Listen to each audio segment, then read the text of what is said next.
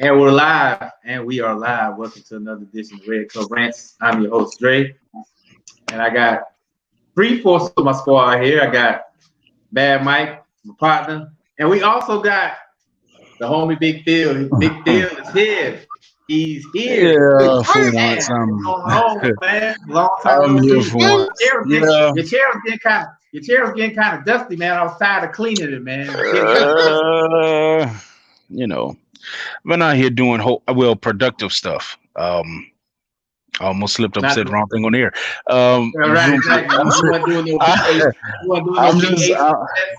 yeah, I'm doing productive stuff. I'll just say that. I'll just say that it's productive. For sure, man. But we're here, we're live, and this is gonna be a special night. If y'all haven't been in our network, we had a very eventful day today. So that's the reason why that phone number is scrolling across our line, because I'm waiting on a certain someone to chime in and Maggie, what's good, somebody said he want the smoke.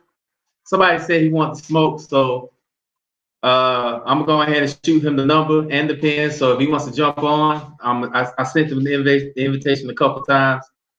So this show is gonna go normal, but it might just go off the rails if he calls in. So, but with that being said, we're about to. I hope everybody. I appreciate everybody listening to us. I got my brothers with me. You know, Dex is still doing his thing, trying to get his personal life together. But he did say he will be back next week. So there's a possibility you might see 4 or 5 of us next week. It's not a possibility. It's not a possibility. I will be back next week as well. And he will be back next week, and yes, Dex will be here next week, and Mike and Mike will be here, and hopefully Matt shows up, so it could be 5. So it'll be a 5-way elimination chamber match, something like that. You know what I'm saying? With that being said, I'm gonna let my I know Phil spoke, but I'm gonna let Mike kind of say what he wants to say, get his words in, while I go ahead and send old boy this message so he can jump in if he wants to. Don't respond. Don't do it. Hey, I already said I'm gonna send. I got the phone line jumping. Hey, bro, if you watching, don't do it. Please don't. I had a really eventful day. I am not looking for it to be even more eventful. Don't do it, bro. Don't do it. I'm already sending him the number right now. So if he wants to jump in and state his case, coming to the Lions Den with us, he's more than welcome to. Don't embarrass yourself like that. Please don't embarrass yourself. Especially you talking about Draymond Green. We're talking about Draymond Green now. Come on. I thought you was actually arguing with somebody that was worthy of the talk. You're talking about Draymond. Like, Draymond? That's what we're doing? Irrelevant people? Right. I don't get it.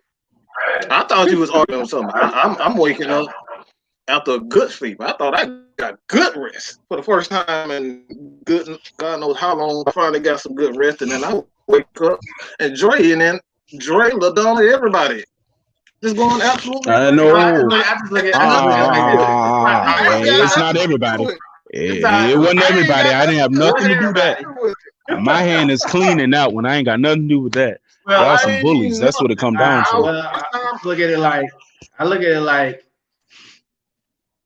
I don't care about his opinions. I don't care about his eccentric rants that he goes on. But when you disrespect the people and the group that we work so hard for, it's a whole nother level after that. So I'm bringing all the smoke, the whole smoke, all that smoke. And like Brian said, what Brian say? He gonna come get this work again. He gonna come get this work.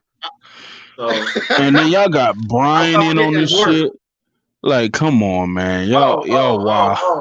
It was me, Brian. Hey, y'all some bullies, dog. Yeah, I mean, even y'all some bullies, dog.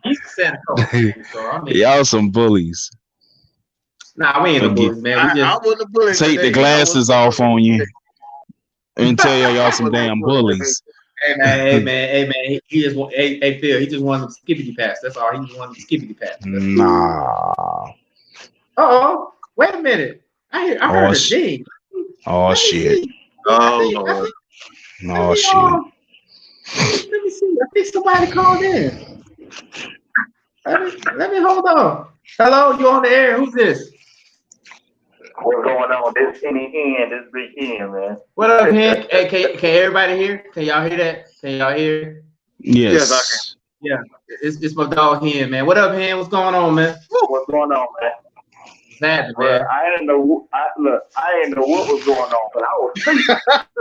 That phone kept going bing, bing, bing, bing, bing, bing. I said, what the hell is going on? Yes, sir. Bro, look. I ain't even get involved in it. I just let y'all handle it. Man, look, let me tell you something, man. Look, when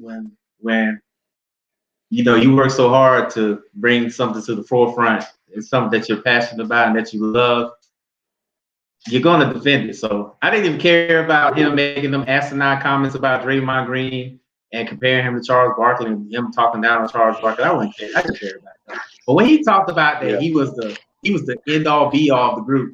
That's when I had the whole pause. I was like, bro, come on, man. You're not the end all be all of the group. Like people come in, they'll say what they want to say, and then people want to comment. That's cool. We give everybody that safe space. For you to say that, and then when you got your Abdullah Oblongata punched on, then you want to get mad. You know what I'm saying? So yeah. I mean, it's and then the crazy part about it was he started blocking folks. Like, come on, man. And I told him, I said, yo, and then the crazy thing about it was is that I let it go. I let it go after that. I let it go. I didn't say nothing about it. Then he inboxed me talking about, oh, you're not a leader, you're a follower, blah, blah, blah. I was like, hey man, just come on the show. Say what you got. Say what you gotta say. Say what you gotta say on the show. I'll give you the floor. Now, I'm not gonna be responsible for what happens after you say what you're gonna say, but you're more than welcome to have the floor. I'm just doubtful that you're gonna leave the same way you came in. So just the lines there, like, I mean, Mike and even Phil, even though he wasn't in it, Phil is very opinionated. Why you calling my name? I need to know. I ain't got nothing to do with that. And he better be lucky. Nothing. He better be lucky. Them other two, I don't have nothing to do about that. X and Matt went there because it would have been like NWO jumping on the jobber. I'm trying to tell you, the NWO style, like for real. So I mean, so look, man, I got two subjects for y'all to talk about. I don't know if y'all talk about anything today. My thing is, so what y'all think about LeBron them the Lakers weekend? They started off Friday, knocking off the Bucks. Then Sunday knocking off the Clippers. Mm-hmm. To me, I mean, I've been watching the whole season all season. Mm-hmm. I didn't even know the way everybody been talking about how Giannis got the MVP on rock. I thought I was gained the whole year anyway. Okay. That's one point. And then my second point is, what do y'all think about everybody, talking about canceling might be like March Madness and all that with the spread of the disease and all that. What's y'all point on that, man? Okay, well, we're going to talk about that, but we're not going to talk about it right now because we have a schedule. Okay, that's what I was calling for, man. Oh yeah, absolutely. We'll talk about that, but right now we're going to jump on one thing because I know my executive producers give me this stink face right now because I don't want to jump out of line. But we're definitely going to talk about that, so stay tuned in to that, and we're definitely going to get on that because I do have a lot of things to say, and I'm pretty sure Mike has a lot of things to say. Phil, I'm sure Phil probably has some things to say. So, but we'll definitely get on that. Mr. Mrs. All right, man. Y'all be easy, man. All right, bro. We'll get on that. So, all right. Well, that being said, I got my executive producers dancing in the background. So we're gonna talk about this UFC matchup. Honestly, I don't really have anything to say about it. I think the main event was very underwhelming. I think the best match of the night was the women's match. They pretty much gave it 4,000%. They was in there like it was their last like gladiator style. Like whoever lost that fight was probably going to get the electric chair. That's probably the best fight I saw.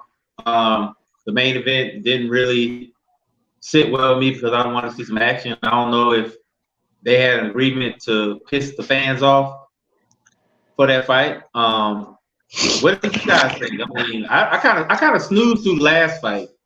I did watch the women's fight, but I didn't really watch the main event. So, what do you guys think about it?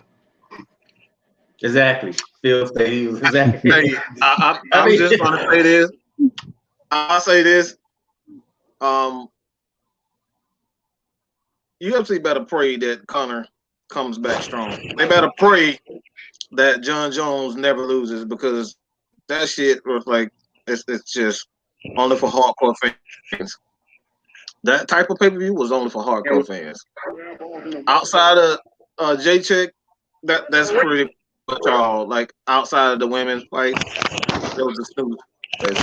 Adesanya, he's okay. I think he's there as far as his skill set is concerned. But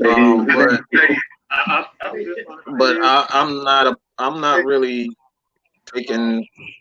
He's not a draw for me. It's like I'm tuning in every Monday night to see Dolph Ziggler. Like, what the fuck am I?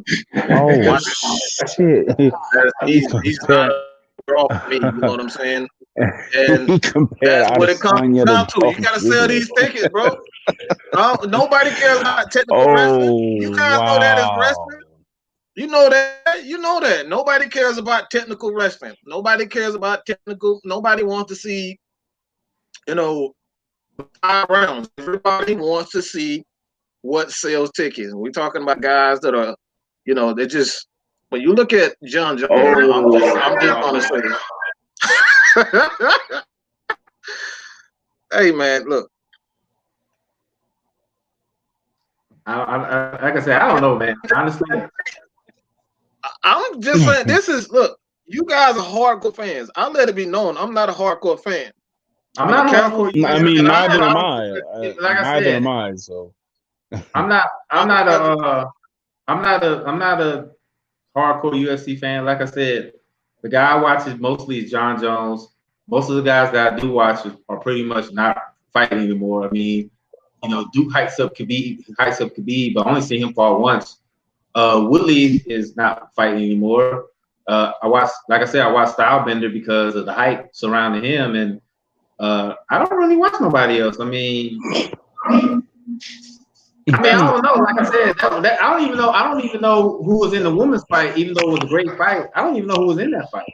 Like seriously, I didn't. So, I mean, I don't know who was in the fight, but when it all comes, like I said, I think that's what's wrong with UFC right now. Is that as much as Khabib is as great as he is as a all around fighter, just I don't want to see him. He bores me. It's like I said, it really is just that simple. UFC is. I would never disrespect the fighters and their skill set, but when it comes down to selling the product, and this is the same thing that the XFL is dealing with, they don't have people who can sell the product right now.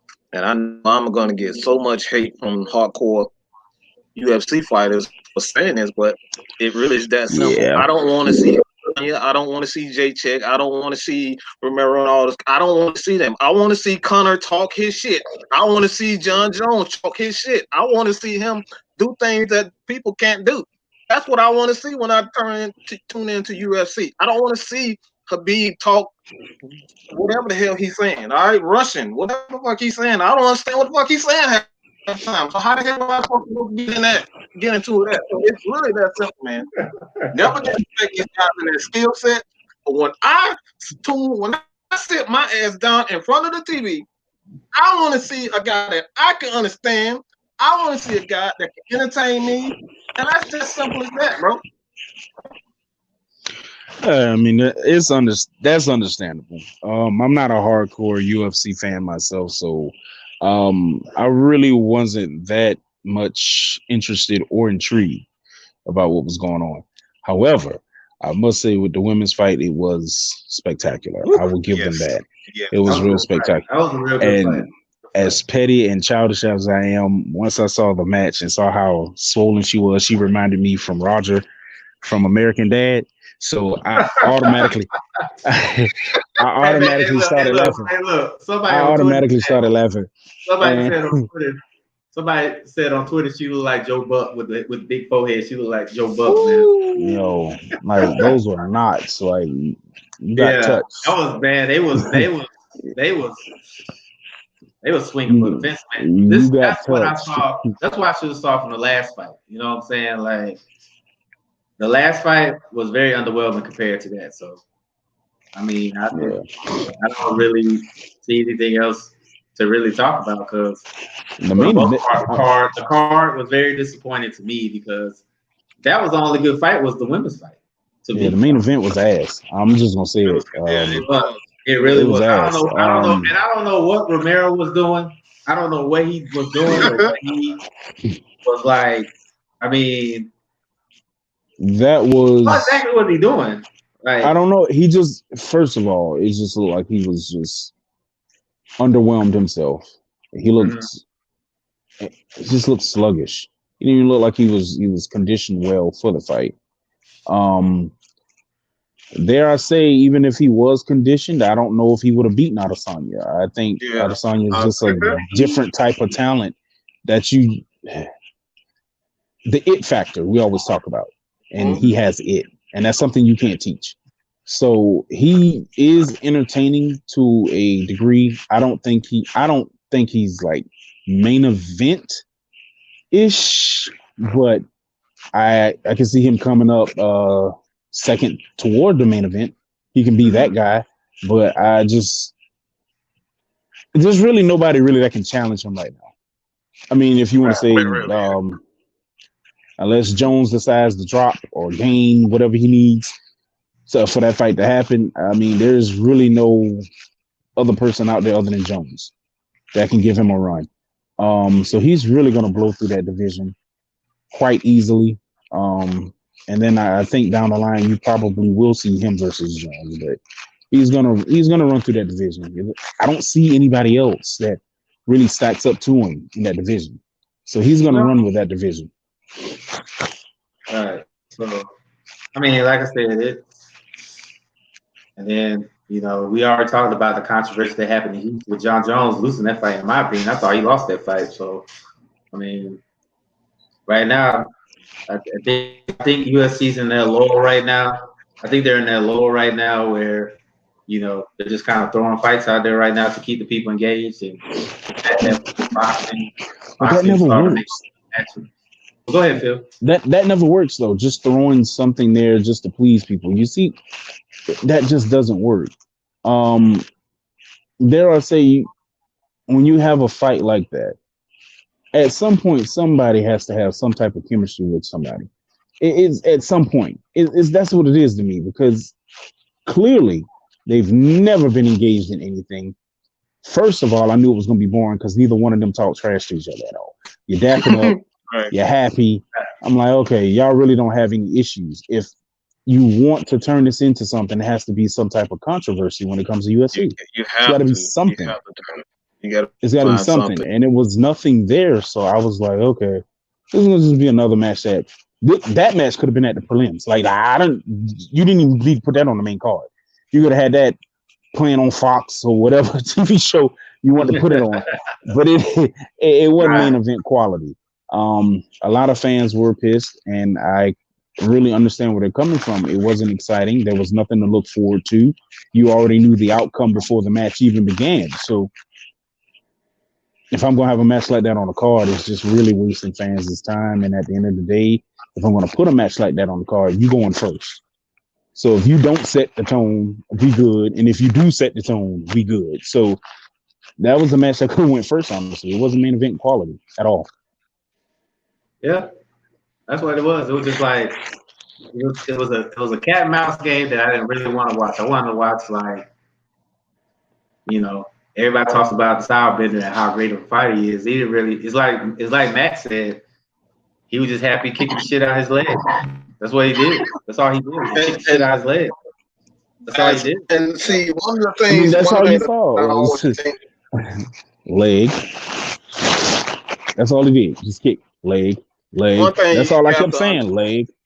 leg. I'm just gonna hit the leg, But and you that's know all. what? In all aspect, Yoel didn't really do anything either. I don't know what the hell he was doing. He was just like it just like he was happy to be here. He didn't really want to fight. That's how it looked like to me. Like he didn't really want to do anything. Like you're in there for a world title, and you're giving a half-ass effort. Like even though Deontay Wilder got his ass whooped, at least he gave more effort than what you did. You know, so I mean, I don't know if he was scared. And then a lot of people said that he wasn't. I'm sorry. He wasn't. He wasn't the guy to get picked. He wasn't the guy to get picked. You really brought that up. But he wasn't the guy. He wasn't the guy that supposedly was the challenger. He was a last-minute throw-in because the original guy got hurt. Come on, man, show some effort. Man, he was in there. He was in there doing the Macarena and the shoulder lean and all that stuff. I'm like, bro, you ain't supposed to be fighting. Why you doing that? Like for real, like seriously, like. I mean, I always say that you have to go into a fight. This is a fight, all right? Regardless of everybody say this is a sport, no, this is a fucking fight. When you boxing, this is a fight. When you going against your opponent, this is a fight. You're trying to hurt him.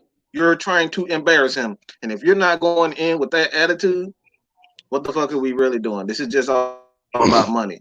And honestly, that's what I thought that these guys. A lot of these guys are not hungry. You can see it in the UFC. A lot of these guys they want to fight. They want to make money. Because a guy that is hungry, he's going to make sure that he finds something. A guy that wants to fight, a guy who wants to be great, they're going to find something to pick at. Oh, you said this is about me. Oh, you talk about my number. You talk about this. Oh, they're going to make sure they take that into that fight so they can punish you for something. That's what Mike Tyson did. What Ali, all the great fighters did. Habib, he did the same thing to Conor. You got to go into a fight with something.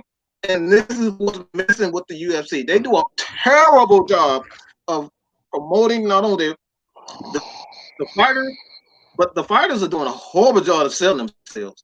And then you can't just put all this on Dana. This goes to the fighter. You got to sell yourself. Sell yourself. What the hell are you great at? If you're a knockout artist, guess what? Say what Wilder said. I'm gonna knock your ass out. If you if you're on the ground, this is what you do. This is what you talk your shit. Talk your shit. I think that's why, as much as I was puzzled by when the dude laid the belt down in front of Khabib and he kicked it off the stage, I kind of like that. That was kind of cool. That's exactly what I'm saying. I mean, talk your shit. That's the kind of controversy that you want, but on the other hand, like, why would you put your belt on the fucking ground like that? Like, you had to. know. The dude's not all there, and he loves controversy. Clearly, he's not all there because I'm not putting my belt on the ground for anything. What I was told from guys that like Duke and people, I think even Matt said he's not all there. Dude that he's fighting is not. He was asking for that. Yeah, so I mean, if you want to put your belt down there, more than likely you're not responsible for what happened. So when he kicked it off the stage, I was just like, well, he kind of asked for it. So I mean, yeah, you asked for that because like there's no reason for you to put. This is not WWE where you can just lay the belt cross and just tell them to step over it if you want. Like nobody. Like I mean, I would have kicked it off the stage too. Like matter of fact, I'd have picked your belt up and slung it into the crowd. To be honest with you, yeah, I would have did worse than that. I mean, let you go out in the crowd and find your belt. You put it on the ground. For me, when a champion does that, even Matt said himself. He said he's like a 90 brick shy of a load. So I mean, honestly though, but when you put your belt on the ground like that, to me, when you're a champion, Especially in the UFC, WWE and AEW. You know what the That's funny one thing thing. about this, Phil? That's just He's like not total even the disrespect, champ. though. He's the intern champ. He's not even the champ. Khabib is the champ. He's just the intern. And you intern, man. He's the intern. Yeah, right. So, I mean, he's like the dude. Who was the dude that fought the MAGA supporter? Covington. Covington just had a fake belt. That was a fake belt. That's what it was a fake belt. So not only are you an intern champion, you got your intern belt kicked off the stage. That ain't looking good, Chief. That ain't looking good, Chief. That's not looking good, Chief. I mean, they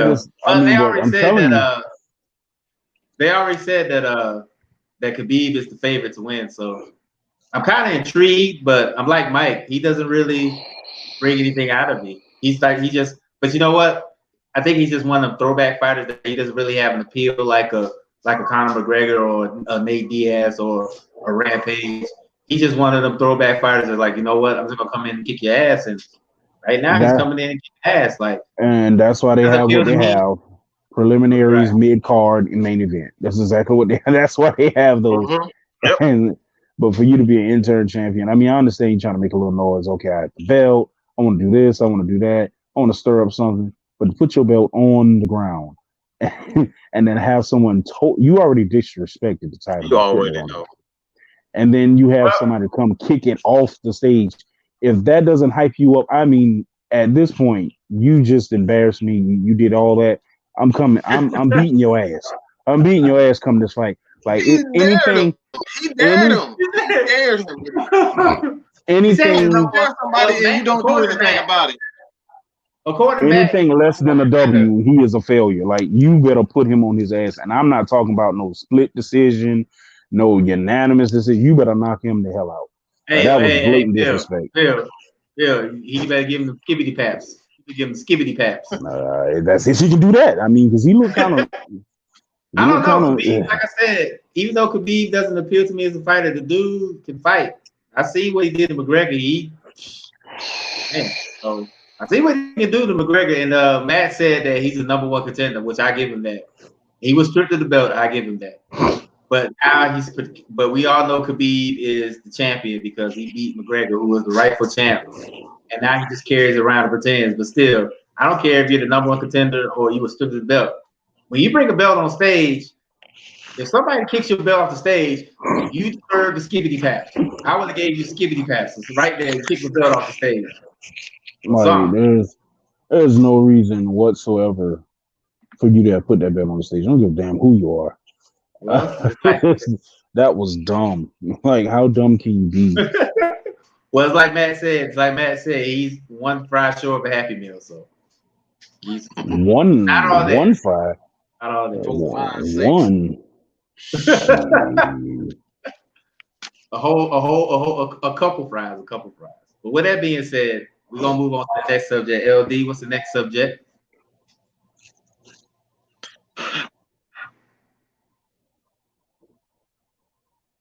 Whew. Well, I'm sure if Marshawn Lynch was still playing, he'll be happy about this one. Closing doors to the media. I'm sure James Dolan will be happy as well because he doesn't like the media. But I guess with this whole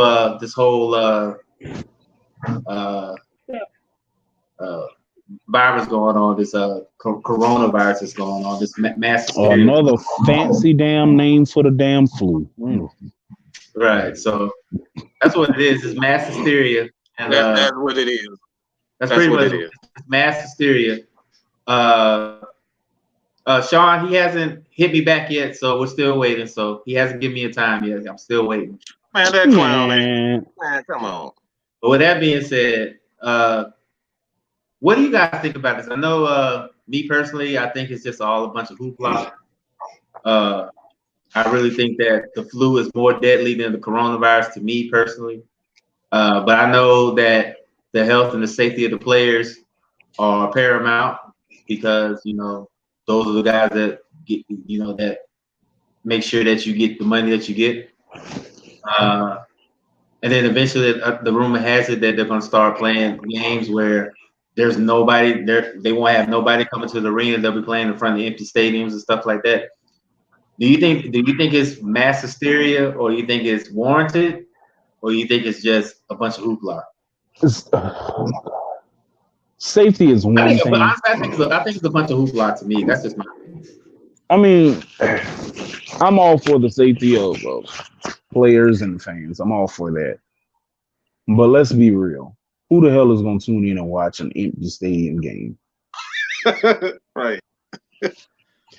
This ain't halftime heat in WWE where the whole arena was empty and we will watch. That's not what that is. What?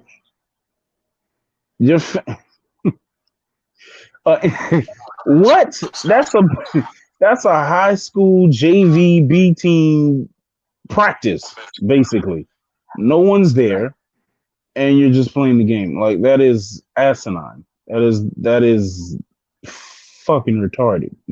Well, excuse me, I can't say that word. I don't say that word. I don't want to offend anyone, so I apologize for that. Oh, don't say it because you end up like me. Yeah. It's just it's stupid. Like, come on, no one's gonna tune in and watch that. For me, sometimes watching the games, the fans actually get me hyped to watch the game. Sometimes I'm not interested until like something goes crazy and the fans are just going bonkers at that point. So to have an empty stadium game, come on, man, come on, Chief. It's got to be another way. It's got to be another way. But I do understand the safety that you want to make all the necessary adjustments, everything that you can do. The precautions are there for that not to happen. But I'm not about to watch an empty stadium game. That's just not what it is. Mm-hmm. And you know the funny thing about it is, you know what it remind me of? You remember that scene in Space Jam where they closed the forum and nobody wanted to play, the players didn't want to play or nothing like that. This is what it reminds me of. Like, the dude came out and said there'll be no more basketball. Like, this is what it reminds me of. It's like real life Space Jam right now. Like, I mean, don't get me wrong. Yes, the virus is supposedly, is dangerous. I get that, but I mean, can you imagine that the NBA Finals, if it spreads like it's supposed to, do you imagine the NBA Finals getting played in front of an empty crowd? NBA lose their mind. They will. They will definitely lose their mind. Look, I'm just gonna say this, man. If people that took the time out just to research what coronavirus is, they wouldn't be so nervous about it. Just all you have to do is learn how to read. Just read, people. Educate yourselves. Don't look at the news, because news is designed to cause hysteria. Read. Read. I didn't say smoke weed. I said read. Okay? It's that simple. Well, just let you know this now. People, it's all about knowledge, man. People perish for the lack of knowledge, man. And we panic because of the lack of knowledge. As long as you know, you'll be good. But like, I'm good with each organization, each league, protecting their players and whatnot. And I understand it. I'm with it. But at the same time, it's like, come on, people, like just wash your damn hands, take baths, and read, and you should be okay. Yeah, I mean, I agree with that, but like I said, it's all about precaution. We don't know how long it's gonna last, but we also know that we've been through this before with about 6 other diseases or viruses. Man, it'll probably be the chicken pox disease. Okay, the Ebola virus, like everything, but it was around this time. Everything was around that time. Bird flu. Then you had the Zika virus. Then you had Ebola. Now you got coronavirus. Then I remember it was H1N1. Like, it was all around this time. Like, you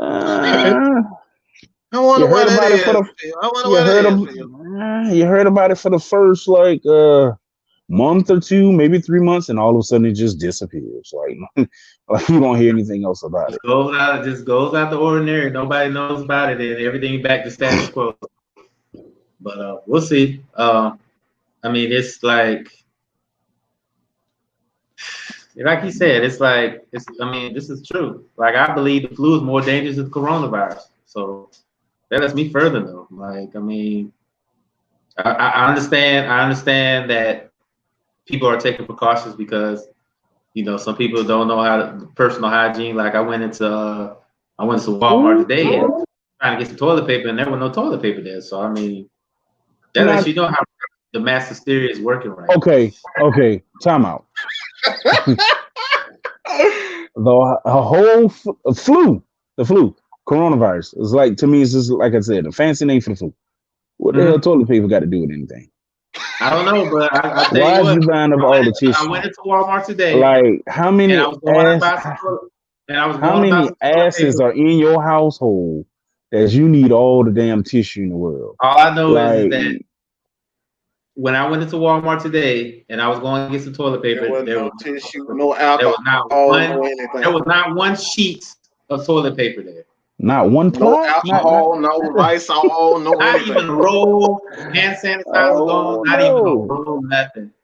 Okay, hand sanitizer, yeah, I can see that. Paper towels. I'm gonna have to use paper towels until we get toilet paper. Ooh, no, you better off getting some wipes, some baby wipes, but there no paper towels. No, there was no wipes either. There was nothing. Hand sanitizer gone, soap gone, all that shit.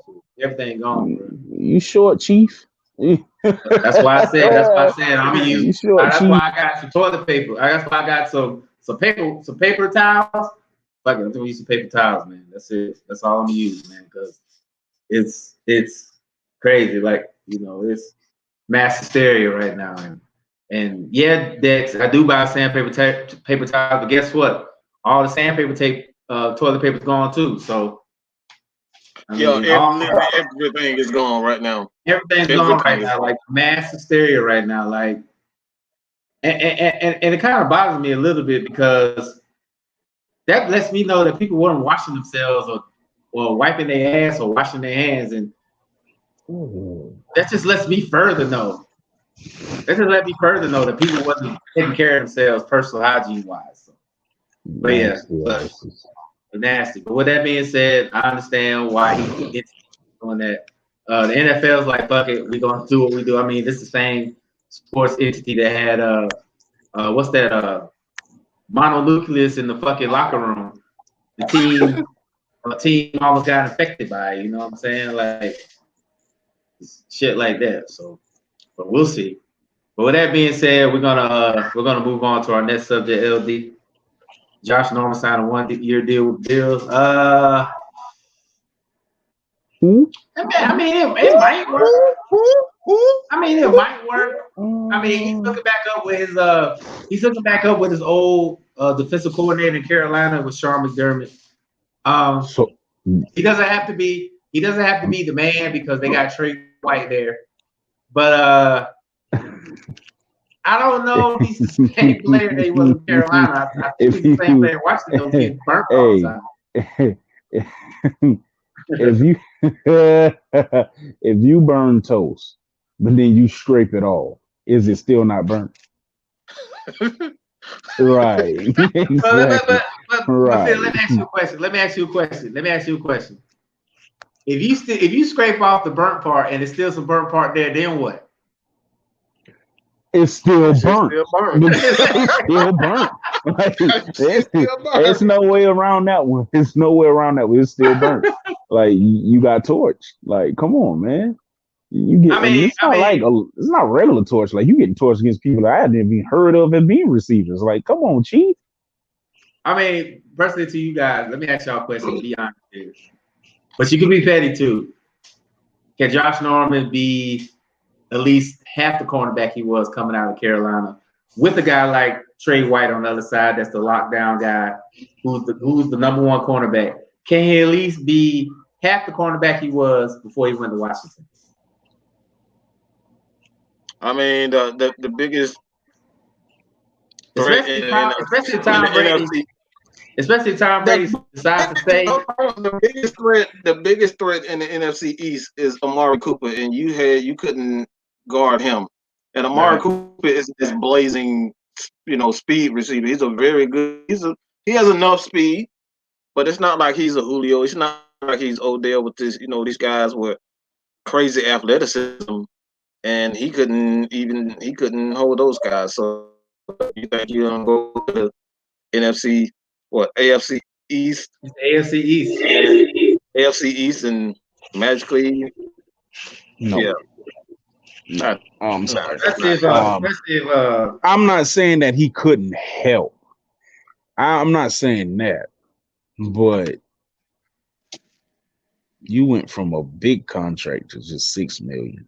$6 million. Kind of says what you did throughout your tenure.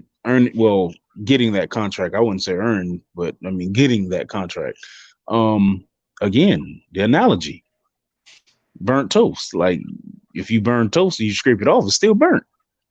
So if you came in shit and you sign a contract and you go to another team, have no other alternative to think that you're going to be shit. So I mean, it's just, that's all. A coach is not just going to change the fact that you got burnt. A coach can't run and stop a receiver. He can make up some plays. He's with his old defensive coordinator, who's the head coach of Buffalo. Maybe that'll help. I don't care I don't care where you go. You have the moniker of being burnt. That is your title. You're the king of getting burnt. Like it's no other way around it. And it's not like you got burnt by big name receivers that just flat out wow you. Just wow. It's not like it was a Julio Jones. It's not like it was who else I can name? Odell Beckham. Mike. It wasn't like Michael Thomas. It wasn't those guys. DeAndre Hopkins. It was guys I had never heard of. I didn't think existed. I didn't even think anyone gave birth to them. You got burned by those type of guys. Well, damn. I remember what's his name, and I know LaDonna probably gonna cuss me out when I say this, but I remember when Gallup burnt them a couple times when they played the Cowboys. Like it wasn't Cooper, it was Gallup that was killing them. So and all I see her clapping in the background, so that means. But I remember Gallup killing him. I was like, who is this guy? Like, he's not Cooper, but he's killing Norman. That let me further know. Like, I mean, I didn't know who Gallup was, but he made a name for himself off of Norman. He had him on skates the whole entire game. Right. Like, he didn't know what to do, and I'm just like, hey, bro. At this point, me giving you this money, I realize it's a mistake, but I'm gonna go ahead and let you ride this contract out. But don't expect another one. Like, don't expect another one. Don't think you coming back to this organization. And the funny thing about it is that didn't he get benched during the season too as well? He got benched. He got benched. You get benched first of Washington. You got a problem. Yeah, he got first benched. of all, you making all this money. We're not benching you. I'm not benching you. I understand you playing bad. You're just gonna have to continue to play bad, but I'm not gonna bench you. You're gonna show me something. If I've invested all this money into you, I'm not putting you on the bench. You better do something. Right. But yeah, Joe B, I know Gallup was legit though, but at that point I didn't know what his name was because it was Hold on. He ain't about to get away with saying Michael Gallup legit. Legit what? Lord, don't get LaDonna on here because you know LaDonna will come on here and jump on here by Cowboy. Anyway, you really talking about Michael Gallup like he's at least got 1,000 yards this season? I'm saying this is his second year and he's doing his thing. What did Calvin Ridley do? Look at Calvin Ridley numbers. I'm just saying. You talking about a second year player that did his thing.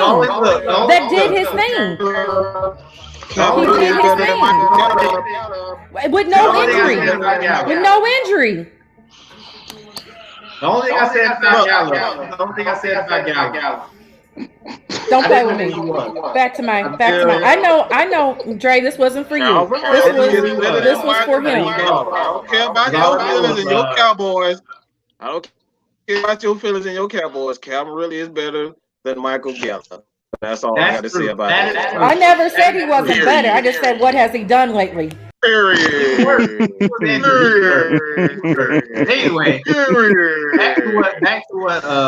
back to what we were talking about.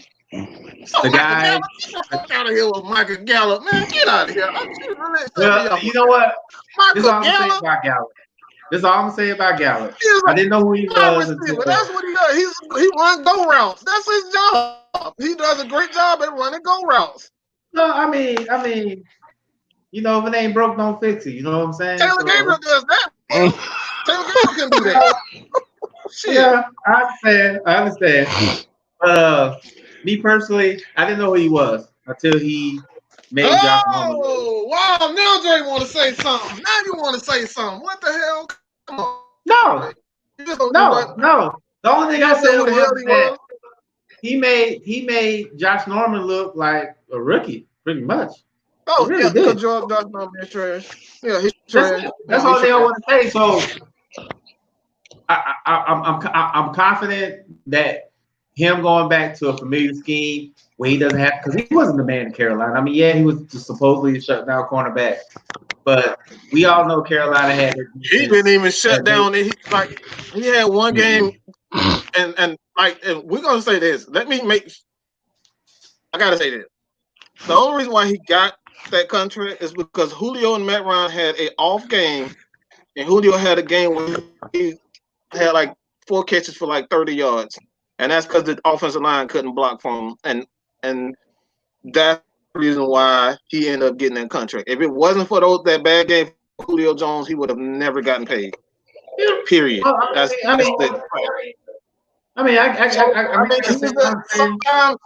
Sometimes players are victim. I mean, I don't want to say victim of circumstance. Depending on how you look at it, but sometimes that's what it was. Hey, that's what it was. It was just circumstance, man. He just. You know who Michael Gallup reminds me of? He reminds me of Alvin Harper. Alvin Harper was playing with the Cowboys. That's who he reminds me of. Because everybody knows. Alvin Harper had a little bit more skill, though. Alvin Harper had a little bit more Harper skill.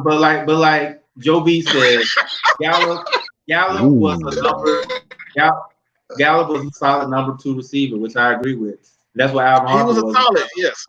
I think that Gallup was to go to another team. He doesn't have the capability. Oh, you'll never hear that motherfucking name again. You'll never hear his name again. Just like Alvin Harper when he went to Tampa Bay, he totally flamed out, and he was trash when he was the number 1 guy. That's what Gallup reminds me of. Everybody knows that Amari Cooper is the guy. He's the number 1 guy. So that's who Gallup reminds me of. But with that being said, just to see that when he embarrassed Josh Norman, I don't know what game they played. When he embarrassed Josh Norman, that pretty much was the writing on the wall. I don't think Josh Norman played anymore after that. I think he had like 2 or 3 touchdowns on him. I forget the game, but I don't think he played no more after that. So that's where I was getting. So he did maybe he does his job. I can say that about Gallup. Maybe he does exactly what he's asked to do. Maybe him going back to his old defensive coordinator, who's the head coach of Buffalo. Maybe that'll help. But then again, like how old is he? I think he's 29, 30 years old. I think he's 29. Yeah, 30. He done. So it's like Phil said, you keep scraping off the toast and there's more blackness, then guess what? It's still toast. It's still burnt, bro. Like still burnt. It's still burnt. Like, right? But that was interesting though. My producer got on, and she's a Cowboys fan, so she had to defend her boys. But with that being said, we're gonna move on to the next subject. What's the next one? Deleted. Yeah. NFL teams propose 7 rule changes. I pulled it up. On my here we go. On my phone. And I want to get your thoughts on it. I can't see this shit. I've been doing nothing absolutely. Well, they want to modify the blindside block. They want to make permanent the expansion of automatic replay reviews to include scoring plays and turnovers. Basically, what they're doing, they want to provide an alternative to the onside kick, which is basically what they're seeing from the XFL. They want to restore preseason and regular season overtime to 15 minutes and implement rules to minimize the impact of an OT coin toss. Basically, sudden death. They want to provide the option for the defense for the game clock to start on a referee signal if the defense declines the offensive penalty that occurs on either half. So basically, that the Miami Dolphins are opting for a free play if they get the ball back on the defensive play. So I can't read what the Ravens and the Chargers said, but I'm pretty sure it's other stuff right there. But honestly, right now, I don't think it really matters right now because with the way the players are talking about the CBA, it's not gonna matter what rules get changed.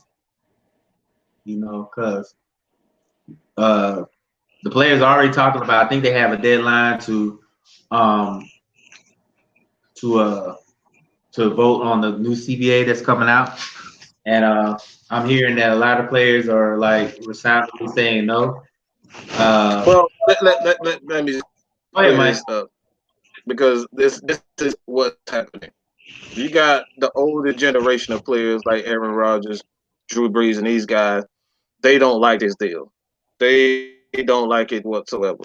I don't see those guys. They absolutely despise this deal, and they've already gotten paid, so they want more money. But you have a new generation of football players that want this deal done. They want it done because they want to get paid. And that's the conflict right now, that you have the players, the younger players, because it's right now the issue is really two things. It's marijuana, the use of marijuana, cannabis and marijuana, and the 18 games.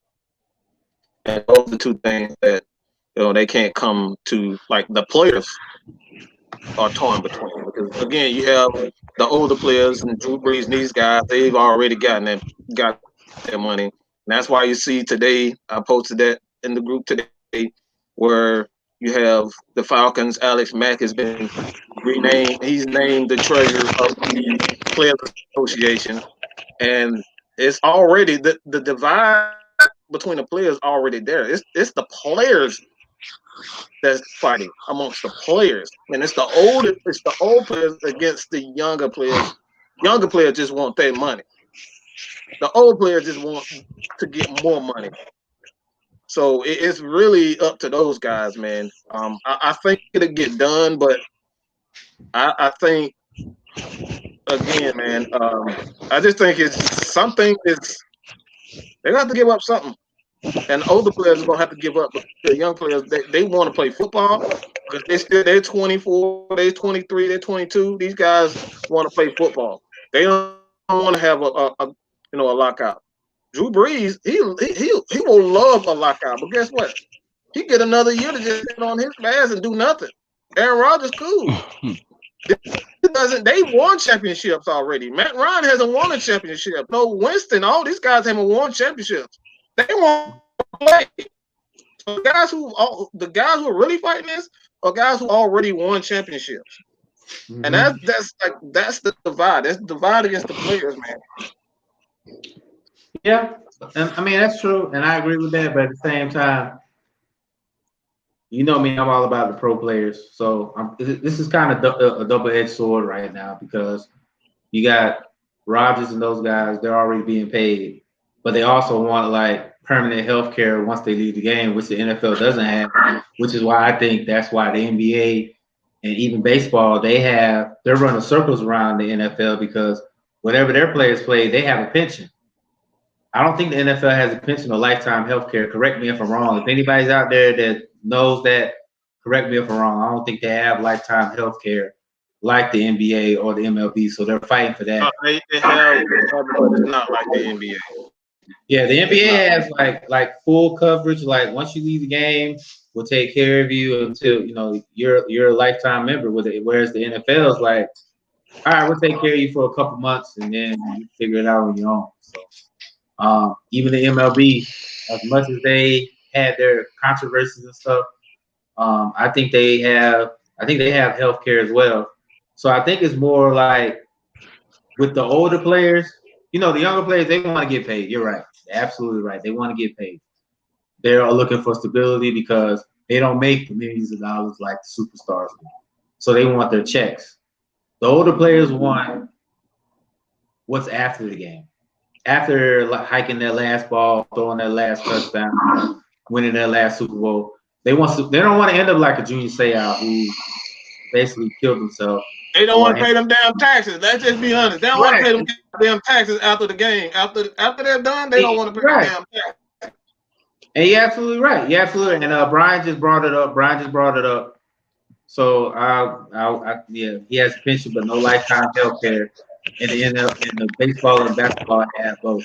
So I was partially right. About that. I think that's what the older like Rodgers and Ryan and Breeze and Brady, a lot of these guys don't want to keep, they want to, I don't know what their decision is as far as the CBA, but this is what they want. I think that's their main sticking point. And me and Mike, Mike, we talked about it. We talked about the whole percentage wise, like the 51-48, the 50-50, the 52-48. Honestly, I don't even think it's about that. I think the players are more. I think they're more concerned about what happens after football, because you see a lot of players retiring after football because they can't take the punishment. You got guys like I said, Patrick Willis, Andrew Luck, Megatron. Who else retired early? It was another person that retired early. Keith Lee, all these guys are retiring early because they got to look out for themselves. So I mean, and considering the fact that the NFL doesn't have a lifetime insurance plan, considering how much they make after the fact, you got to hold pause a little bit. So I think that's the sticking point right now with the CBA. I really think the players would agree to the owners having more of the lion's share of the profits because yes, they're responsible for their team. I think that's the sticking point as far as the players are like, okay, I played for you all these years. I put my life and my body on the line for all these years. Now it's time for you to take care of me after the game. Because a lot of players are not going to make $300-400 million. They're not going to make it. Especially if you're not. Especially if you're an average player. Especially if you're an average player, you're not a Tom Brady. You're not an Aaron Rodgers. You're not a Matt Ryan. You're not a Julio, who's going to have money to cover all your expenses once you get out. You're maybe like a above average mid-tier player who makes maybe 7, 8, 9, 10 million over the course of your career. That's something to think about. Like, you made $9-10 million over your career, but healthcare catches up after a while, especially the major injuries. So I mean, yeah, you got to hold pause on that sometimes, because I know if I'm out there throwing myself on the line like that, you're gonna want to hold pause a little bit, kind of want to take care of yourself after the game. That's just my opinion. On those. It's true.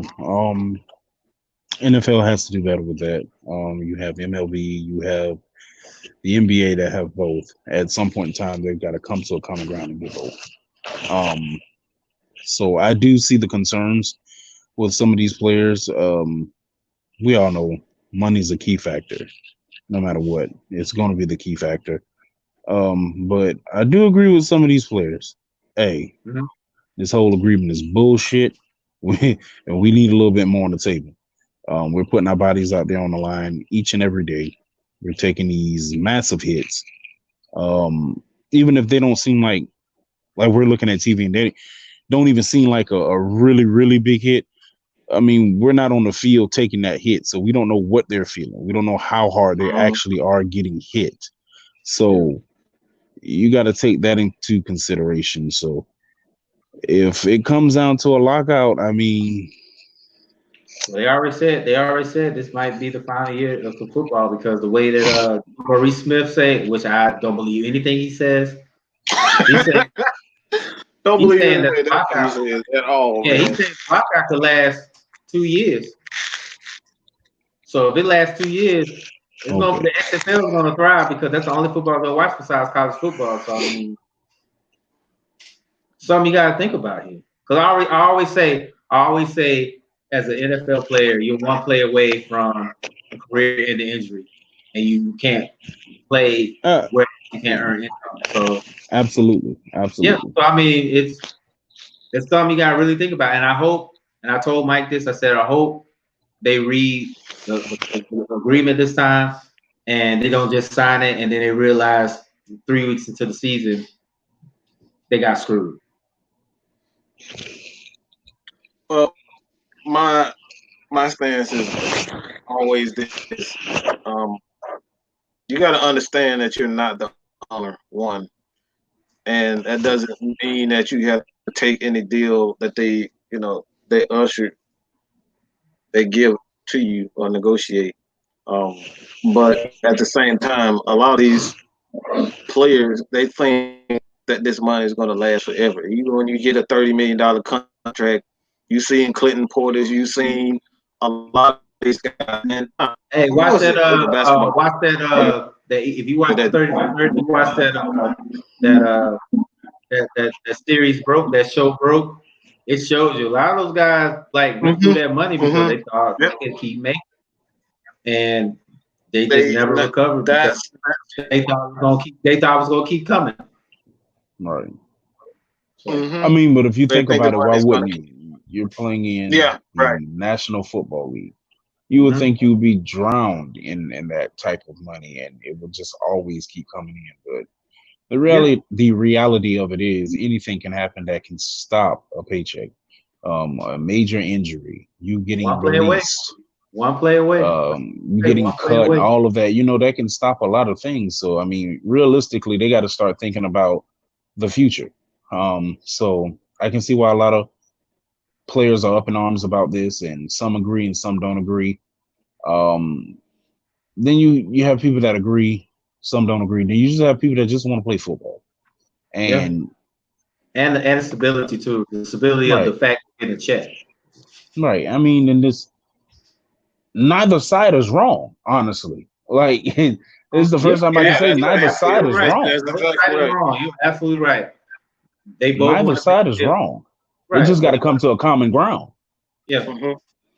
Yeah. I think the sticking point right now is the healthcare, because it's like Brian said, the NBA and Major League Baseball both have lifetime healthcare for their players. I think that's the major sticking point right now, because I think if the owners would have put that on the table, I don't think the players would have cared how big the gap was as far as what the owners get and what the players get. I think it's just a lot of players are like, because I mean, think about it: Brady, Rodgers, Reed, Ryan, they're all in the twilight of their career, and they're basically looking out for themselves as far as what happens after football. A lot of these guys have families, a lot of these guys have children. They don't want to spend money out the ass for healthcare. They want to spend that on family stuff. So I mean, I understand the younger players want to get paid because it's all about stability, and I agree. If I'm playing and I'm in the league and I don't have any kind of responsibility as far as a family or a wife or kids and stuff like that, I want to get paid because I got bills to pay. But at the same time, you gotta let the older players kind of fight for you, because you're gonna eventually down the road you're gonna want the same thing. So, and like you said, Phil, you're absolutely right on both sides. They both have neither one is wrong. So, I mean, it's just something that if they come to, I think they're redoing the deal, and I think they got until Tuesday or Wednesday, whatever, to figure it out what they're going to do. So, and I know a lot of players say they're going to say no. So the only thing we do is say, all they can do is see. Honestly. They're close. They're really close to getting it passed, but they have to do a better job of, like, for one, it's just trying to get those players who are on the edge to agree to the deal. But they are close. It's not as though, not as if it's just completely locked. There's no chance of it. They are close, and this comes down to, honestly, I think it has more to do with the off the field issues. I don't think they have a real. This is my personal opinion. I don't think they have an issue with the 18 game. I mean, 18 games, you're gonna always have something, but I think it's more have to do with, like, marijuana, how they because a lot of these guys get fined for like silly stuff like marijuana and You know, they saw the rules with fines out of the fines for the guys lose 4 games. All right, 4 games just for 2 games. Your first suspension and then 4 games. The next is like, well, yeah, I think that's a lot of money. I think it really comes down to these. They don't want to be fined or suspended because of marijuana or PDs or whatever it may be, man. They don't want to be fined for those guys. They want their paychecks, man. And I think the reason why, I think the reason why the NFL started to become lax because they lifted the marijuana ban. They're not testing people. They're not testing players for that anymore, which should have been done a long time ago. But I think, like I said, I think the sticking point in this whole situation is the healthcare. It's the healthcare. Players want to be taken care of. They want to be taken care of after they finish playing.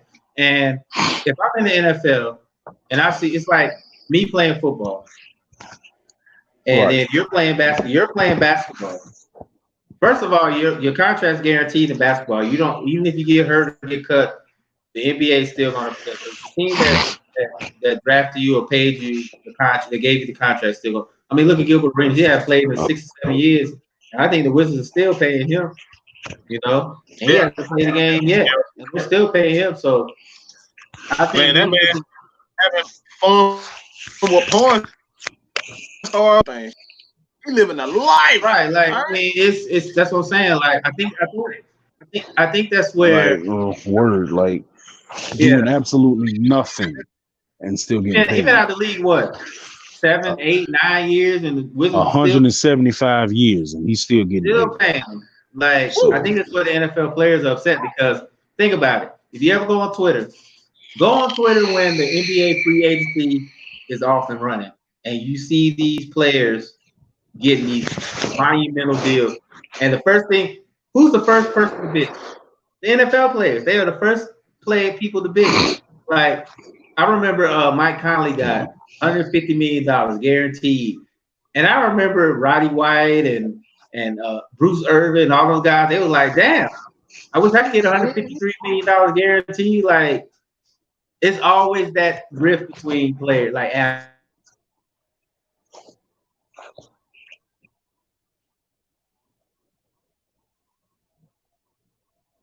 trade day and that cost communication, but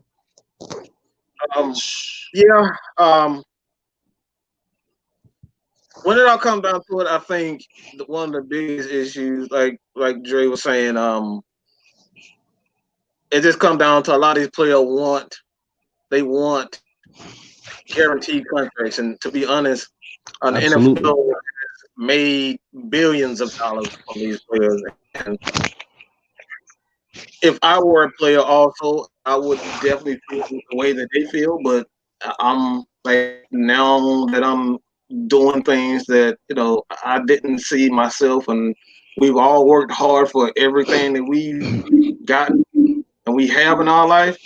So it's hard for me to say I'm going to give you more than 50% of my business, something that I built. So like Phil said, I think this is a common ground issue, because the owners have a great point and the players have a great point. And at this time, man, it really comes down to just, like, can you guys come to a common ground? Because there's so much money out here. Because football is not going anywhere anytime soon. It's not going anywhere anytime soon. Football is the sport in the States. And Dre up here with his little smirk on his face with a cheap ass cost communication internet, don't fuck them up, huh? Right. But I pretty much said what I had to say, but that ain't it. Yeah, I was on the tangent, but I forgot. But it's pretty much like what I said before. That's the sticking point right now, as far as the NFL players just want to be equally on the same playing field as the NBA players and the MLB players. That's it. And it's like a lot of people say.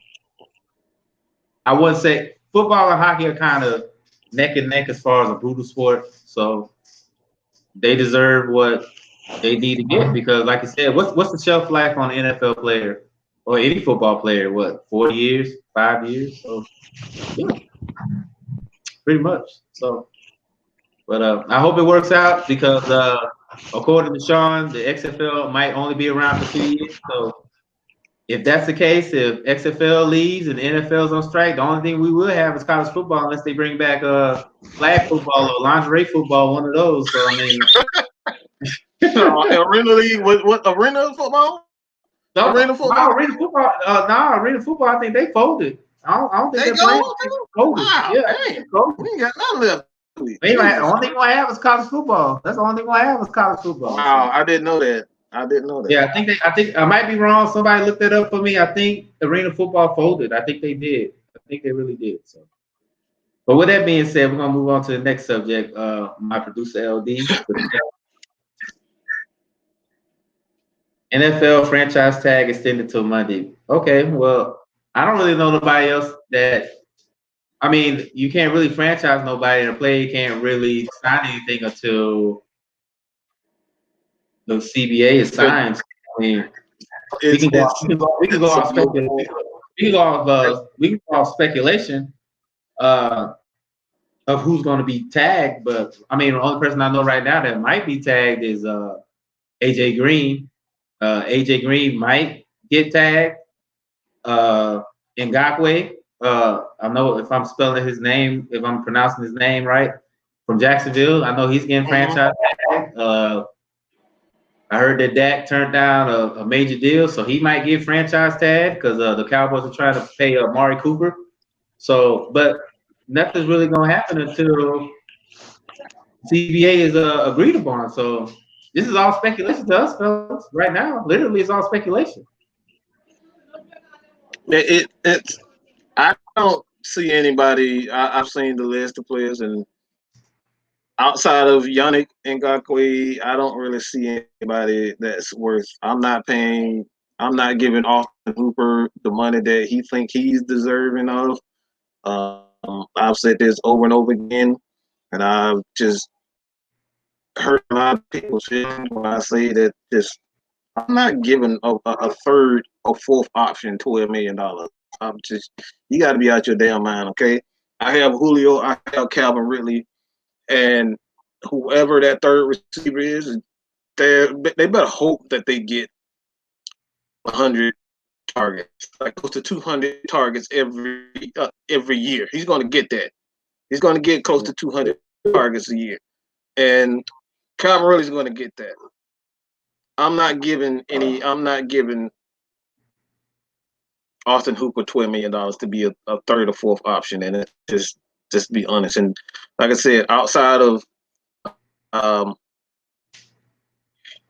Green, with Hooper, he's gonna some desperate team is gonna pay him that $11 million a year. He won't get franchise tag. They're gonna get production from him. They're gonna get production from him. Oh yeah. You're going to get production from him. I'm not saying that he is a terrible player, but it's like what the Patriots are dealing with right now. You know, Tom Brady wants more target. He wants more talent on the team, but the Patriots are they're not as bad as us as far as the salary cap's concerned, but they don't have the money to go out and just buy and bring in all this talent. Like, you got to pay for these.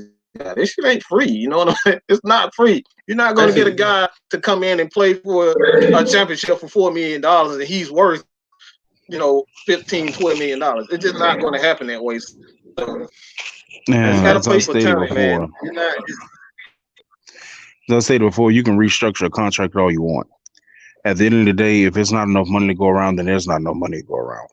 And I don't expect anybody to come in with their God-given talent and perform like they perform and then get anything less than what they're expected. So at some point, like I said, with the agreement, they got to come to some type of agreement. Everybody got to come to a common ground.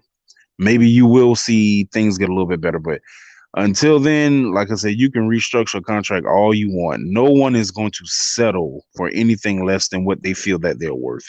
And that's just that's the game today. One time before, you could get a superstar player to really, really cut down the cost of a contract and play for less than what they're worth. Play for a championship team, and ultimately either winning or coming close to winning a championship. You're not going to have that. That's not what it is anymore. You got to have the money if you want these players. And that's just the bottom line. If you don't have the money, no one's going to come to your area, even looking your way, if you don't have the cap space. True. And the thing with franchise tags, you're going to pay top dollar. Like, it's the average of the average of the top five the top five players at your position. It's an average. Mm-hmm. So I think the Cowboys kind of gave that to me personally. This is just my opinion. I think the Cowboys gave Dak that low ball offer so he could say no, and they're like, you know what, we'll just franchise tag you then, and then they'll just pay him that 1 year deal. Because I think to me personally, I think their priority to them, they want to get Cooper signed, and knowing Jerry's ass, Jerry's arrogant ass is gonna be like, you know what? We can always find another quarterback. Hey man, they will always find another quarterback. And yes, I know Dak put up some numbers last year. Even LaDonna said that he was gonna put up some numbers last year. But I'm just looking at it from like Mike. I'm just doing what you said. I'm looking at it from the periscope of an owner. I'm just looking at it from the other side of the fence right here. Jerry's like, you know what? There's plenty of quarterbacks in the draft. I got Zeke. I can sign Amari. I can revamp this line. My defense is okay. We don't really need that. Yes, he put up some good numbers, but Jerry's at that point where, you know what? If he doesn't want this, he can only do two things. He can take the Le'Veon Bell approach and sit out the season. He can take out the Le'Veon Bell approach and sit out the season, or he'll sign the franchise tag. Because I think that's what the Cowboys want him to do. I think that's why Jerry gave him that low ball offer. That's just my opinion here. I may be wrong. I think that's the plan. I think that they're going to pay Cooper first because I think Cooper is going to get Julio and Michael Thomas type money. I really think he does. And I really think that they're either going to dangle out the franchise tag on that or they're just going to go another direction. Because the NFL draft is deep at the quarterback position. It's deep. It really is. And even though I don't think the Cowboys got the number one pick, I don't think they do got a first round pick. They can still find a decent quarterback. So I've seen stranger things. Maybe they'll at the 11th hour they'll give Dak what he wants. But right now, I think their priority right now is signing Cooper first. I'll say this is that I know Dallas Cowboy fans, and we're gonna say this from both sides. I gotta say this from both sides of this subject. And right now, Jerry has all the power. He doesn't have to pay him. He don't have to pay him. Dak has proven all I can say, hey, look, like I said, all they can do is give the tag. All they can do is say, you know what, we're going to tag you. Right now, need the tag. Right now, Jerry has all. He does not have to pay him. He does not. He doesn't have to. But he is a god. He may be a god in Dallas. He very well. He's an average quarterback who hasn't proven me anything. Dak hasn't proven me anything. He hasn't proven us anything whatsoever. And I'm not saying that he's not a great talent. He's a very good talent. But talent doesn't win championships. Talent doesn't win championships. You got to come in the clutch. He hasn't come through in the clutch.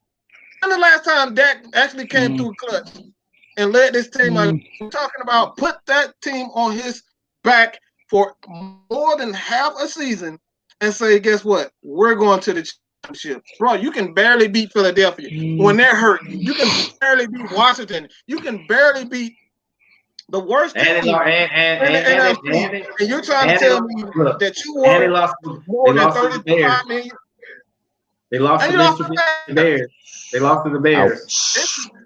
And that lost to the Bears. Like this is what this guy that you're trying to give $35 million. Am I sure I want to give him $35 million? And you haven't won more than 2 playoff games? This is the same shit we were talking about with Matt Ryan before. Remember when we scored 2 points in the playoffs? I was right along with everybody else. Matt Ryan got to do better, bro. He can't be scoring 2 points in the damn playoffs. You got to win the playoff game. I don't give a damn how many. Let's see. I don't care about yards and stats, all that. When it comes down to it in the playoffs, you have to show up. I say the same thing about LeBron all the time. LeBron is one of the greatest players of all time, but he has to show his ass in the fourth quarter. He has to show his ass in the finals. He has to show his ass in the playoffs. It's 3. That's what it matters. That's what it matters. I don't give a damn about his stats. And that's just for the Falcons. This is not for the Falcons. This is a fan outside looking in. But looking in as a Dallas fan, why wouldn't you give that money? Because he's one of the best quarterbacks since Troy Aikman. That's just from a Dallas Cowboys standpoint. So what's the common ground? What's the common ground there? Nah. Like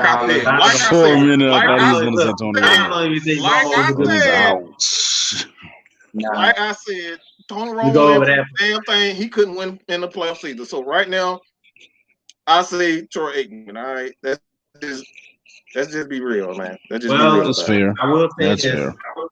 I will say this, and I'm gonna let Phil kind of talk about it. 2 things are gonna happen. Number 1, he will get paid because of the market.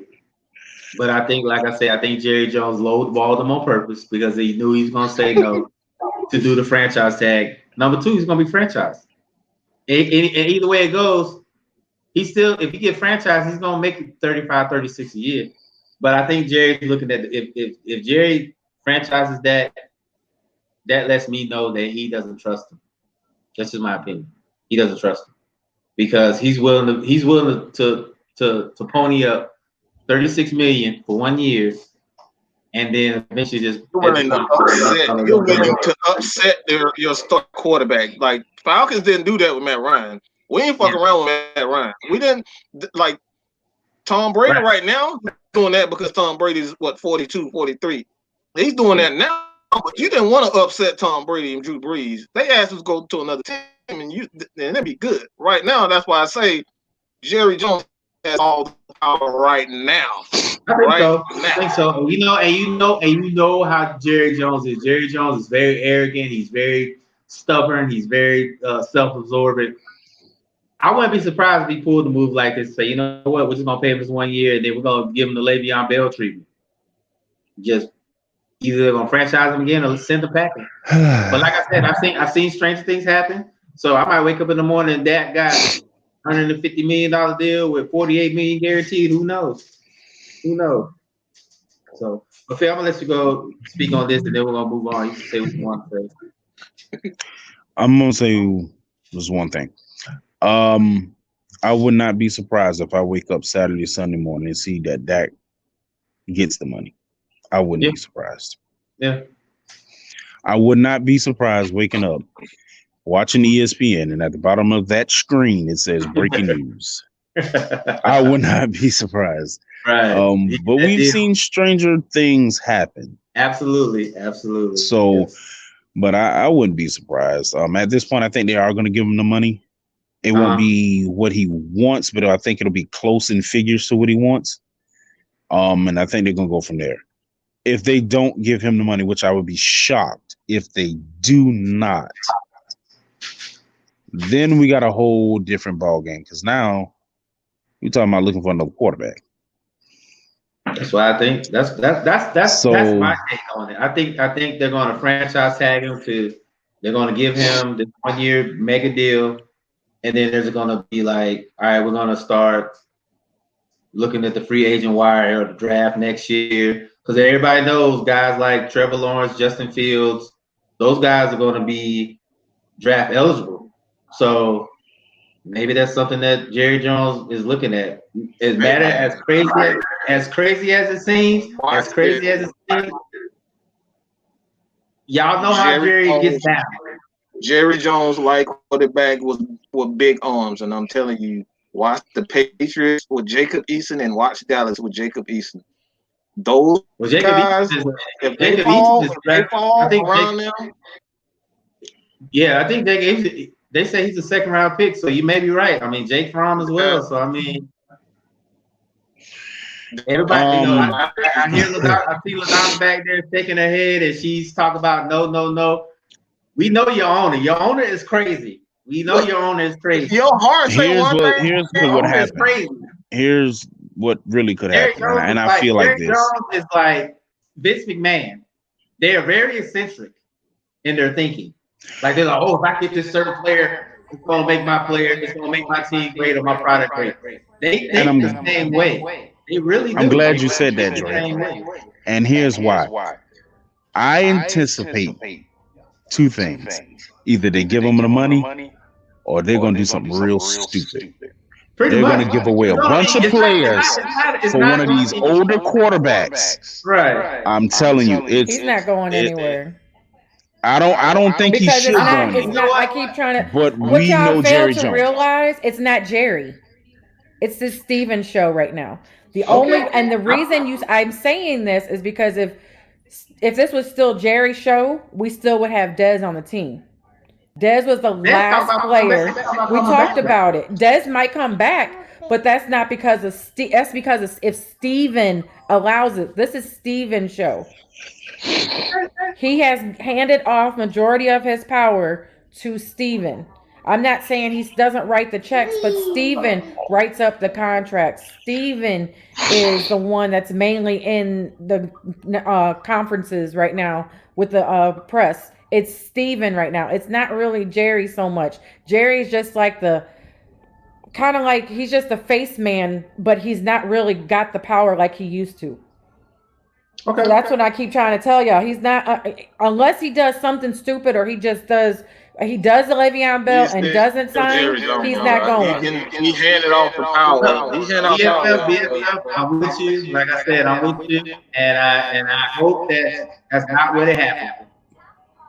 But like I said before, Jerry Jones is in the NFL. There's no in between with them. There's no in between. Either they're going to roll or they're not going to roll. Right. So we are. I mean, honestly, if it's the Steven show, cool. But like I said before, like Phil said, you're gonna wake up to either Dak Prescott getting his deal, Dak Prescott getting franchise, or they're like, you know what, we're gonna go into another direction. Well, I don't think they're going to another direction. I think he gets the money. I think he gets somewhere near what he wants. If he does, then cool. But like I said, it's just the fact, especially I just look at the fact of the matter is if they try to get Amari signed first, I hold pause on that.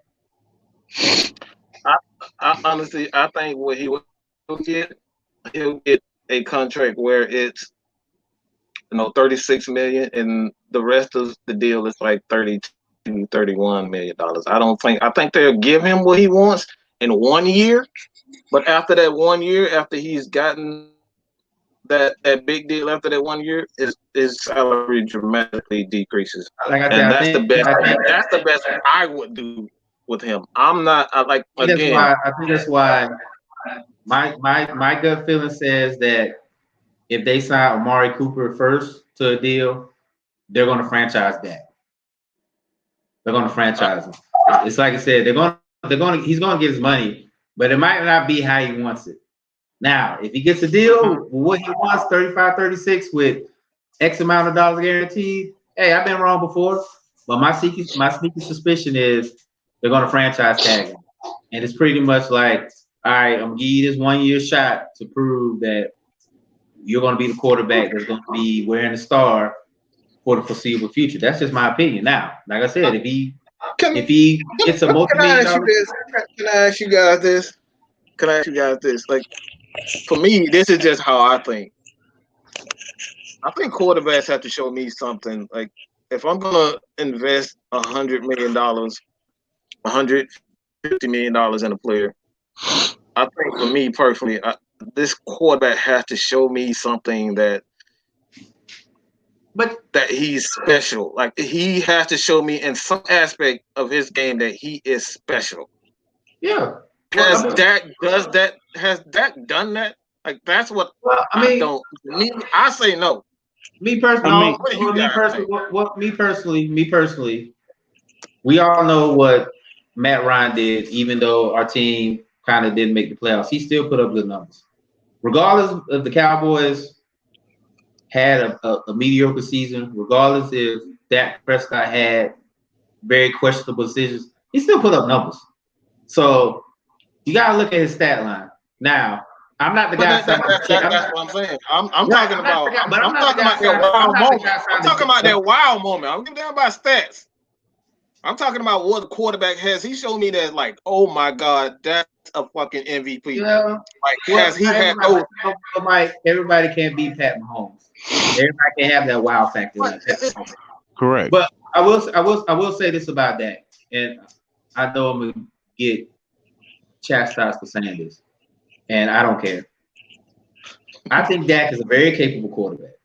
Very. He did put up the numbers to be a starter in this league. Absolutely. So do I think he deserves the money? Absolutely. But I'm like you, Mike. I need to see more.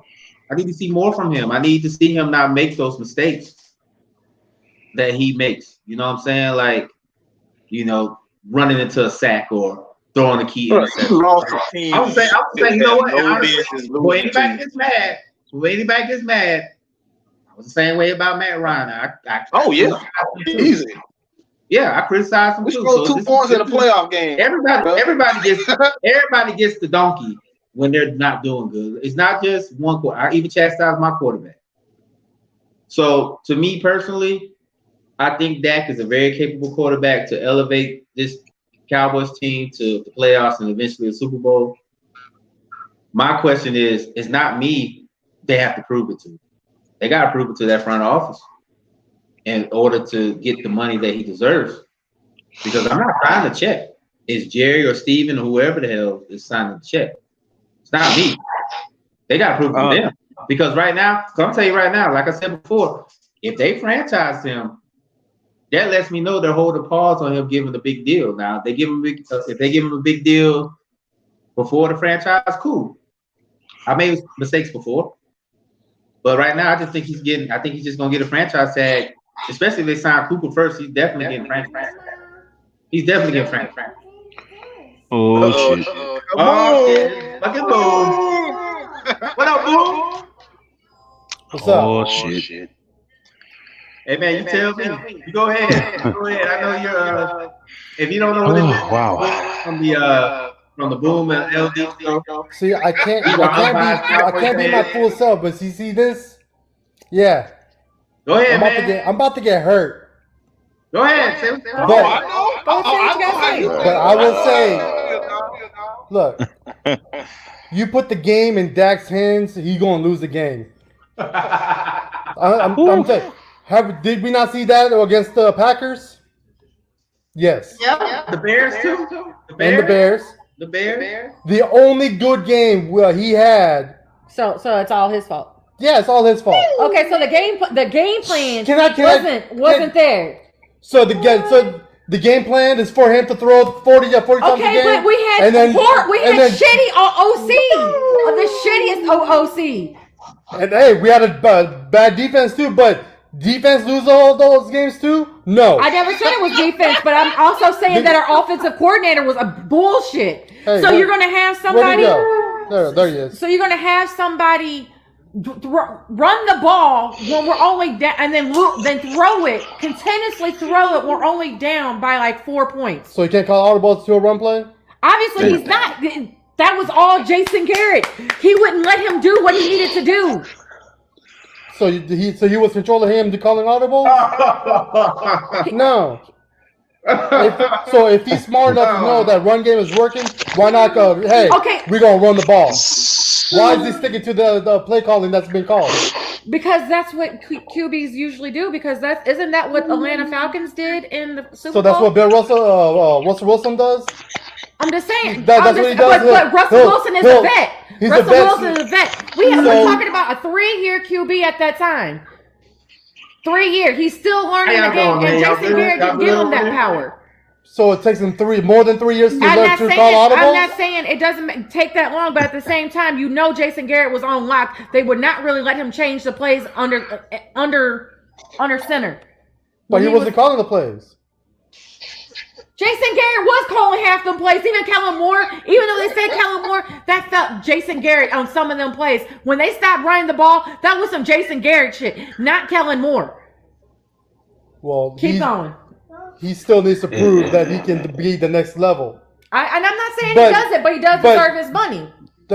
He only deserves his money because of the contract reset that Jared Goff and Carson Wentz that fool up there did. And blame them mediocre QBs. His stats are better than both of theirs. Better on being forcefully. It's not. I don't care if it's forcefully or not. It's better. Nah. Yeah. Look it up. Google. I understand his stats are better, but in game when you watch him, he makes some bad plays. Okay, but bad calls. But you go base it off the last QB that got paid, and I'm sorry that they overpaid 2 QBs that are mediocre as shit. But that's not Dak's fault. I have been saying that. I've been saying it all season long. He's going to get his money because of the reset. Mm-hmm. I understand that, but you also have to think about the team. This what I've been missing? Like you can't pay him all the money and then him be out there throwing a Casper. Okay, but Coop can't. But Coop is going to get his money too. The what? A 2-year deal? Because of the contract they're going to offer Dak? They could probably give him a 2-year deal. But did you all did here too? Coop is like, he's not all about the money. He wants to stay in Dallas, so you have to play that. You have to play that card. But now you also have to pay him vet money too, right? Yeah. All right. So you have to think about that. Okay. He has to understand that. But didn't you not look at Zeke's contract? All this money talk. Zeke's contract was taken the team out of this sport. It's all about me. I want my money. Okay. And then when they get their money and not do shit, they be like, "Hey, I got my money. I don't give a fuck." But Zeke, I don't care about the ring. I don't care about this. I don't care about that. Zeke got a team-friendly contract. How long was this contract? 4 years? And they offered Dak how many years? They didn't even say. It wasn't even listed. I think it was a 3-year deal. No, it wasn't. I think it was. It was not even listed. Patrick. Okay, Patrick. I think it was a 3-year deal. Patrick. We gotta move on. Y'all move on. Y'all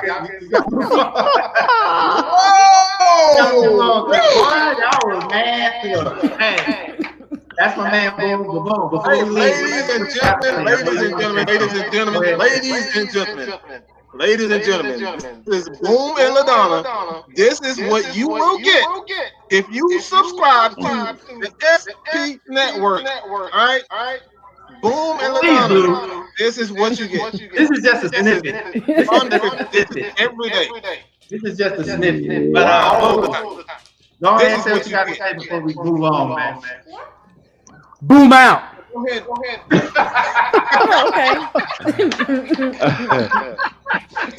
Oh, boy. Catch us. I guess we're doing a show Sunday. I guess I'm trying to ask my husband, are we doing a show Sunday? That's before you okay, but I didn't say no. No one said no. I said I'm busy. Yeah, tell him, Tariq. Oh, really? I can't do it. Oh, but we're doing a show Sunday. We're doing a show Sunday. I'm guessing 6 o'clock time. Just come, because I don't even know what we're going to talk about. I guess we're going to talk about all types of craziness. Right there. Edit that part. Right. Make sure you edit that part so we can put it in. Greatest always real. That was golden. Wow. We try. Hey, I see. They love the Cowboys, bro. I tell you, they love the Cowboys. But on to the next subject. Hopefully, they don't piss off Boom and LaDonna again. Hey, this is what you get on Strictly Prohibited Network. Go ahead and hit that subscribe button, man. Please do not miss this season because it's going to be exciting. Okay, and we have a damn season. It's going to be exciting. We got Brian coming with me, so you know it's going to be fired in. So, but yeah, and I'm still waiting on old dude. TikTok. Shows almost over. He still won't respond to TikTok. Oh, he don't want this. He don't want that smoke though. Problems. So, but we did kind of touch on this a little bit, so we're not going to touch on it too much. They said they voted to extend the CBA voting until March 14th, which is about 4 days, at 11:59.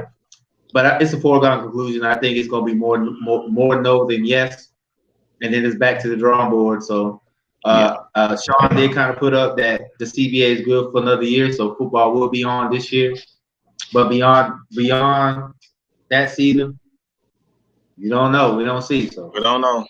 We don't know. So that's all I pretty much got to say on that.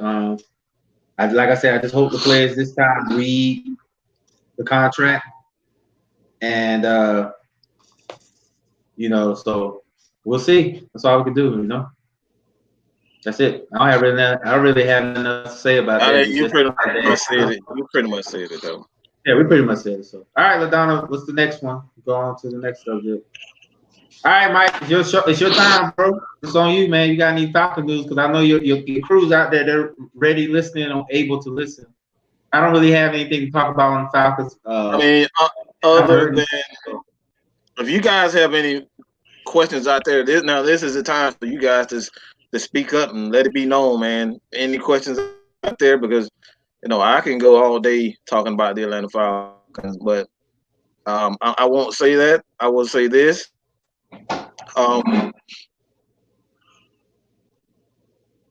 Just got your feelings, man. I told people this before. We're not going to spend money. We don't. A lot of teams are not going to spend money. Some of the best teams with the best talent, you can't keep everybody. Salary cap is going to become a major issue, not only for the Falcons. You got the Packers. They have to rearrange some contracts to kind of get Aaron Rodgers some weapons. You got the Bears. After they've given Khalil Mack, they don't have a ton of money. They can go out and spend money on players, so they have to deal with the players that they have on roster right now. You have the Patriots. Tom Brady. He wants his $38-40 million that he deserves. Drew Brees, you see the Saints. These guys, the Saints, they just paid Mr. Tight End, aka Mr. Michael Thomas, $20 million. I don't know why, but they gave him $20 million. So money is an issue in just the NFL. You're not going to get these. You're not going to go out and pay Yannick Ngakoue $20 million because you don't have $20 million. You're not going to get Jadeveon Clowney. We're never going to get a lot of these players. And look, man, it's just the nature of the beast. You got to take care of your home first. And if you have some money left to go out and get a player, so be it. But a lot of times, like Phil said, like at some point in time, like you really expect Julio Jones, Matt Ryan, Drew Brees, these players to say, you know what? I love this team. I think I'll just take half of what I'm due. Like, you really think these players are going to say that shit? Like, come on, let's be real. They're not going to take a hometown discount. I'm not taking a hometown discount for y'all asses, all right? It's not happening. So when it comes down to it, man, Falcons are never going to sign a bunch of players. You have Austin Hooper. He's not coming back. Devondre Campbell is still up in the air what Devondre Campbell is going to do. He's on Twitter acting a damn fool, saying he may be back because the market isn't as strong as he thought it was. So he's apologizing to a lot of fans about the stuff that he tweeted this year. Falcons still trying to figure out what they're going to do with Takk McKinley. Takk McKinley had a shoulder injury, and you don't know what's going to happen to him. Is he going to be the player that we need him to be? is just let Vic Beasley walk because you can't pay him. You just gave Grady Jarrett what he deserves, $68 million 4 years. That's about $17 million a clip. Like, you got to pay these players, man, and just sometimes you got to make do with what you got, and that's just the nature of the beast. And like, this is not a game of Madden, bro. Like, you have to pay your players. You have to pay the players that you have, right before you. But at the same time, it's like you just have to deal with it, and pretty much do what the Patriots have done for years, and they had a tremendous the player development system, and even that's coming to a halt. Like, sometimes you miss on players. Like, sometimes the draft, the players that you pick in the draft, they don't turn out to be what you expect, and that's what the Patriots is dealing with now. Like, some of these picks, like, they've been lucky. The Patriots have been one of the luckiest teams as far as picking players in the draft, and these guys panning out to be what they expect. They're not getting that production out of those young players anymore. So that's the thing that we have to understand as far as, fans. Money is not big. The NFL isn't designed to pay guys what they want and expect to win every year. It's not designed. It's designed for player development and coaching. Player development runs everything in this league. You got good player development, don't matter how much money you got. Got good players development, it really doesn't matter how much money you got. You can pay Tom Brady $40 million and everybody else chump change. You have great player development, but Falcons don't have with their the draft process. The Patriots haven't been, they haven't really been what they were in the last couple of years, and that's just the way, man. That's just the way of the NFL, man. Sometimes dynasties just come to an end. It may be the end for Matt Ryan. It may be the end for Tom Brady. It may be the end for Drew Brees. Shit happens, man. We just got to deal with it. Yeah. I mean, I don't really have anything as far as I don't right now. Yep. I mean, I really don't. Like, I mean, it really is like, it's like, all I know is that Hooper's gone, Campbell gone. That's the only thing I haven't heard anything. Oh, I do know the Falcons are going to London to play Broncos, so I'm definitely gonna try to hit that. So that's a good thing. So, but you know me, man. I'm all about. I just want my team to get better. That's it. So hopefully we can get through this draft or free agency or whatever. Well, I don't know because it's gonna be my rant too. I got something to say about that too, man. I think we all got a rant. I think we all got a rant. So. Get to that topic. I want to hurry up and get to that. I really want to hurry up and get to that. Well, I mean, we ain't got that much left. So if my producer can get on to the next one.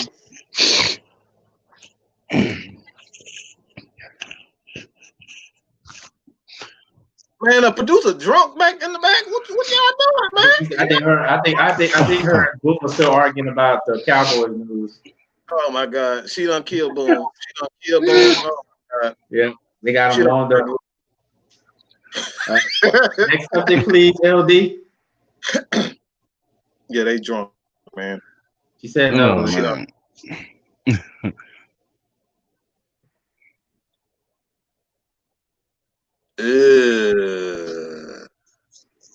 Well, that's another one. Can't really say nothing about that. It's like I said, it's all about precautions, man. So I don't really have nothing to say about that. It's just that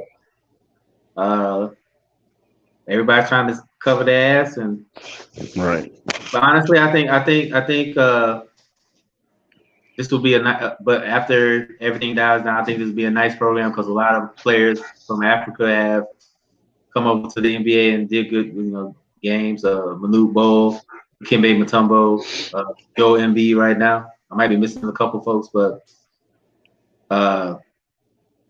when you got something as crippling as this, supposedly, then that's what happens. So like I said, it kind of falls in line with the other ones, the other sports entities that are deciding to not have media and play in front of empty stadiums. So, I mean, this is something else. Like I said, I won't be surprised if we wake up and the Lakers or the Clippers, the Lakers playing the Clippers, and there's nobody in the arena. Or they some playing in you remember Back to the Future when Michael J. Fox was dressed up in that Right. outfit. That's how they're gonna play basketball. Right. That's the only way. I'm just gonna be honest, man. And I probably sound like an ass for saying it, but I really don't care. Like, I really don't care about this coronavirus, man. It's just another thing. It's just another fad, the way I see it, man. As long as you take care of yourself, man, continue to pray, whatever you do, meditate, whatever you do, man. It's that simple. Like, I'm not going to let the coronavirus, dictate how I live my life, man. I'm a person that just believes in good energy. You put out good energy, you're going to get that in return. So coronavirus, whether motherfuckers in Africa, Zimbabwe, or damn UK or whatever the hell it is, that shit don't bother me. You said the UK. The UK or whatever. I don't get where the fuck. It don't even matter because it doesn't even matter. Like, it's like consider the fact that,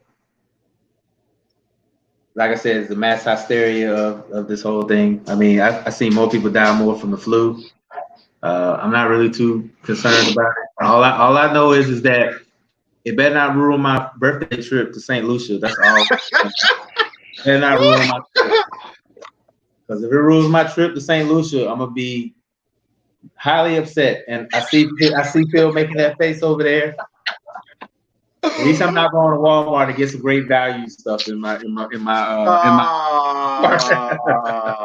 See, you could have just kept that. You just step yourself up. Damn well he gonna go to Walmart and get some. Man, look, if you look at buy Phil's some face damn right, Dr. Thunder and shit, man.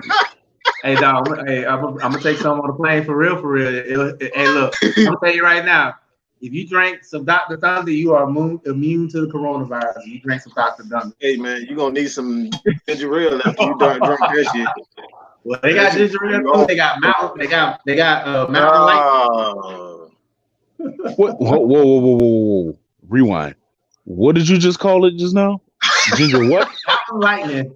Not Mountain Dew. Mountain lightning.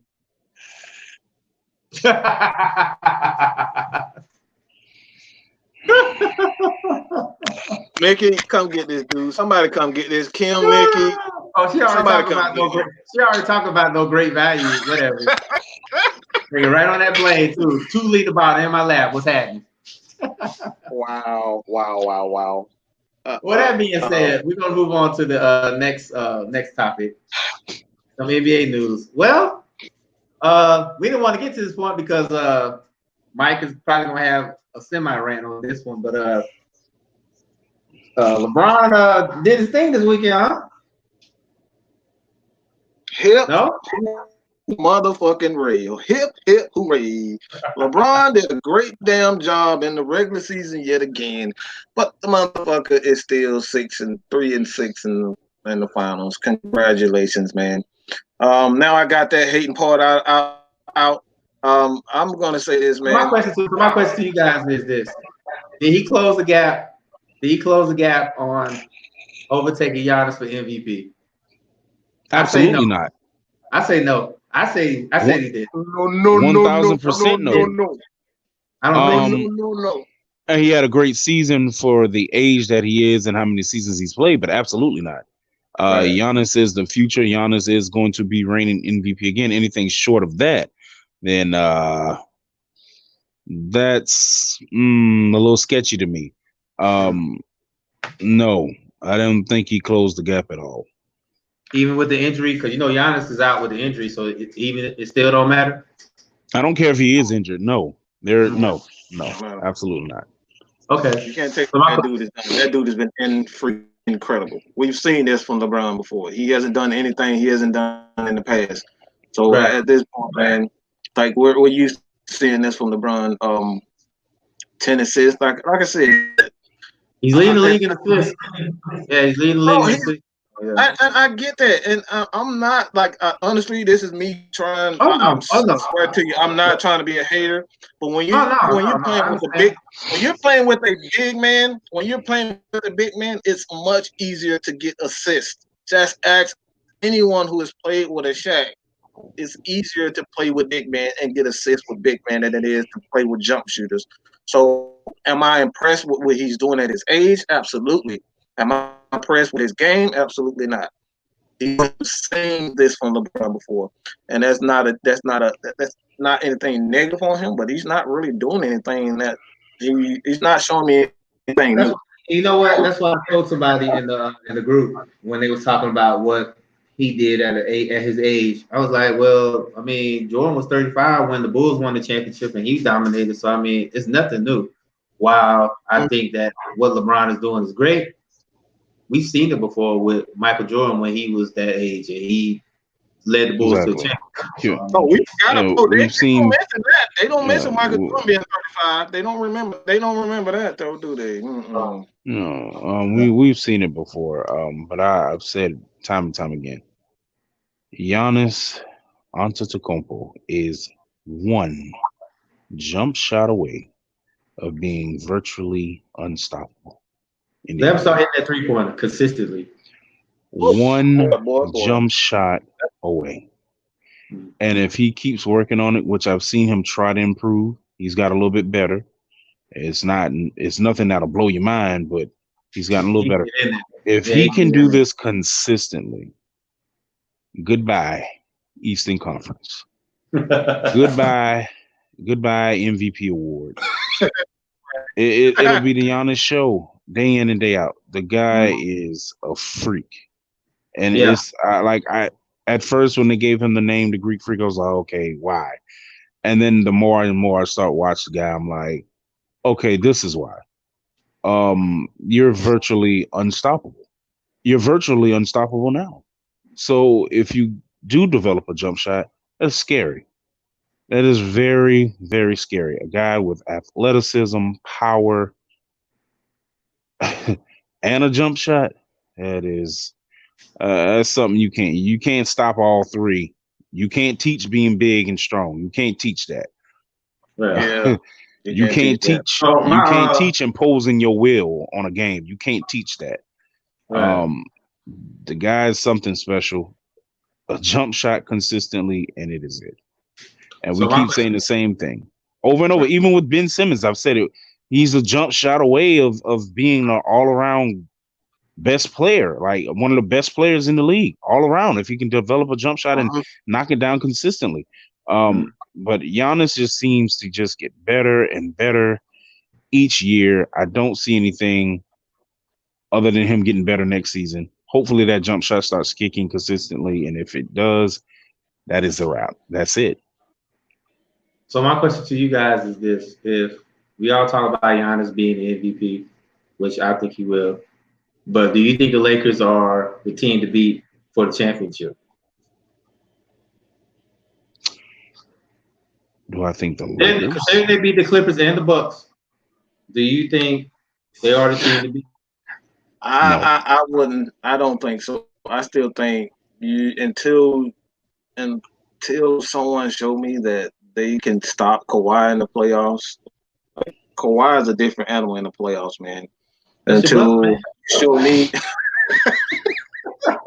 That's why I didn't see that coming. I didn't see that one coming. All right. You're gonna talk about your brother, man. You're gonna talk about how great he is. I wasn't prepared for that one.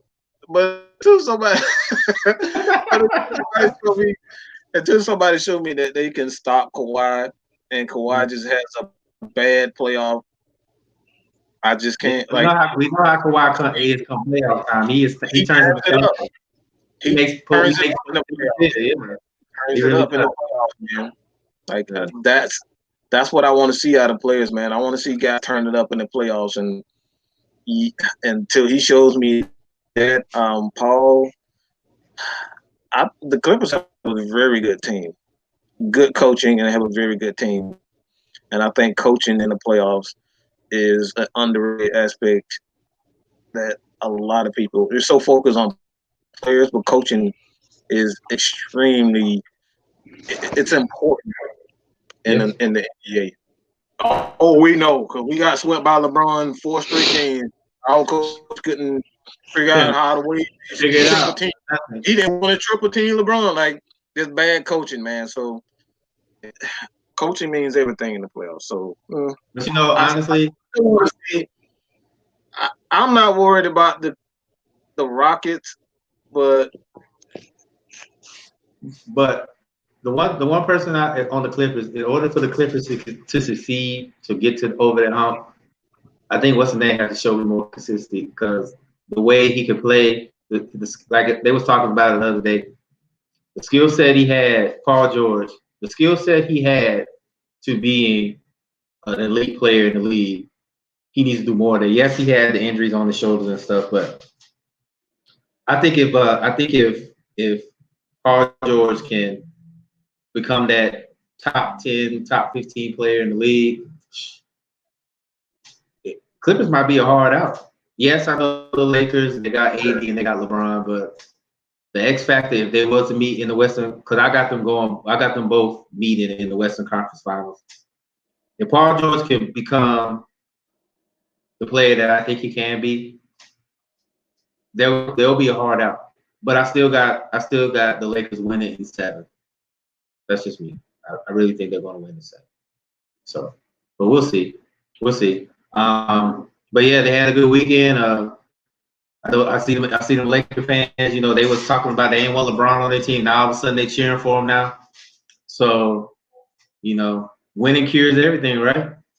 Because they cheering for his ass now. So, this is another one I said. This is another one I saw. Yeah, the Raptors too. Siakam, man. Siakam has really blossomed into the player that nobody saw coming. So I think that him becoming the player that he is, and you got to give the good coaching too. You got to have good coaching, and also you got OKC too, because everybody thought they was going to tank after they sent Chris Paul there, and the way they're playing, I think they're the 5th seed right now. You got to give props to them too, because they were supposed to sink too. So I mean, it's going to be interesting, man. But right now, to me personally, right now, I got the Lakers winning it all. They're doing it. They're going to do it for Kobe, man. I don't trust. I just don't trust LeBron James, man, in the playoffs, man. Like until he proves to me personally that he can take over the game like he's been doing as of late. Like I don't give a damn about it because it still stays 3-6. Mm-hmm. It still stays 3-6 to me until he showed me that he is capable. Not Anthony Davis, not Kuzma, not them. Dwayne Wade and everybody else taking over in the 4th quarter until he shows me that he can take over in the 4th quarter. Because and he's willing to guard guys like KD in the clutch in the 4th quarter, not let everyone else, not step to the side when everybody else is when a little small guy like Steph is sizing him up and he goes the opposite way of him. Like until he shows me that he's willing to show that quote unquote humble mentality, I'm always gonna look at LeBron as he just does not want it. It's just I'm necessarily. I think that he wants it, but that heart, bro. It's like you got to show me you got that heart in that 4th quarter. And LeBron haven't shown me that. I don't get excited about regular season games. I don't get regular season. I don't get excited about that because everybody regular season warriors until that playoffs comes and you're on that free throw line. You got to hit those 2-3 free throws in a row. That's when champions. That's when legends are born. And LeBron runs from that every single time. Mm-hmm. Yep. So sorry, yeah. LeBron fans. Ain't no sorry, man. I mean, I picked them to win, and The way that LeBron is playing right now, at Very his age, well. Let me say they could very well win the championship. Not saying that, but I want to see, because you're going against the MVP and Giannis. This dude is playing. More than likely, you're going to face him. You're going to face him. I got them in the finals. I got them in the finals. Lakers is in the finals. And you're going to have to face that dude. And like, LeBron is going to have to guard. Like, who's going to guard Giannis? It ain't AD. AD, he's going to get torched. He's going to get torched. So LeBron is going to have to play some defense against Giannis. So what you going to do? You going to put Kuzma on him? You put AD on him? Come on, bro. That's a problem for me. So, You're right. You absolutely right. Well, that being said, we're going to move on to the next one. We're at the end right now. Mm-hmm. Yep, we're at the end right now. This is our partner shot. Yeah, we did pretty good. We had that golden nugget from Boom and Ladonna. That was epic. Boy. That was some good. FP Network. Hit that subscribe button. That's what you get here, baby. I'm telling you, if y'all ain't hit that subscribe button yet, please hit that subscribe button. And we're also gonna put it in the archive for the great moment. Rants Hall of Fame. Yeah, we're gonna put that in there as well. So with that being said, I'm gonna let my boy go, and then I see Phil's back on the stream, so when he's ready, I'm gonna let him go, and then I'm gonna wrap it up. So go ahead, Mike. I know you said you had a rant, so go ahead, man. I'm gonna say this again, and I've stated this before, that we gotta stop with this draft crap. Gotta stop with this draft stuff. I'm so tired of these ridiculous scenarios. Everybody's drawing up.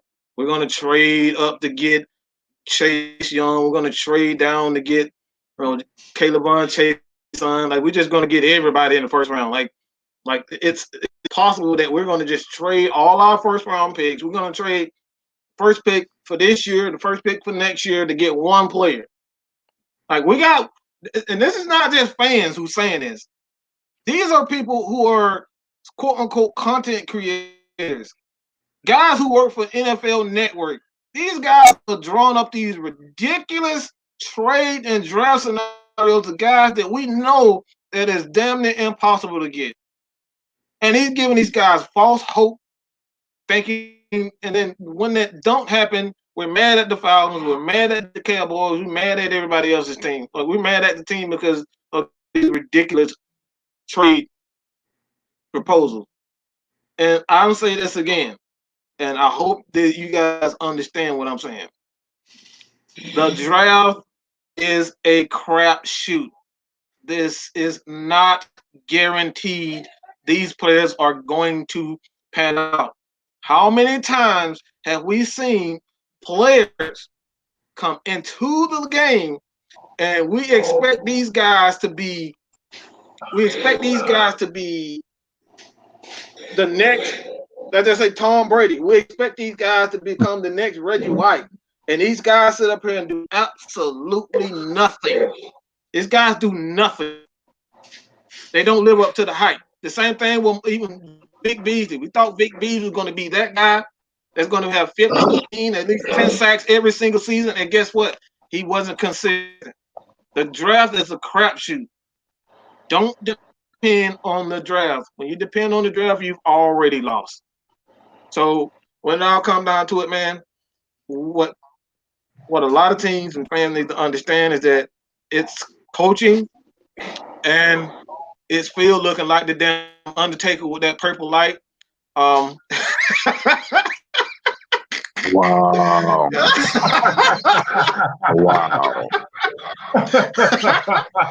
Yeah, but it's the fans. It comes down to it. It's not, the draft is not guaranteed. I'm tired of a lot of these damn, a lot of these guys like Mel Kiper and all these draft gurus giving up all this false hope, and they saying that Joe Burrow is gonna be the next Joe Montana and all this ridiculous crap. Like this man hasn't played one game yet, and y'all already label these guys like the greatest things ever. Like it drives me crazy. So I'm just gonna leave it like that, man. You guys go. You guys go. I'm just tired of the draft process, man. I'm really tired of the draft process.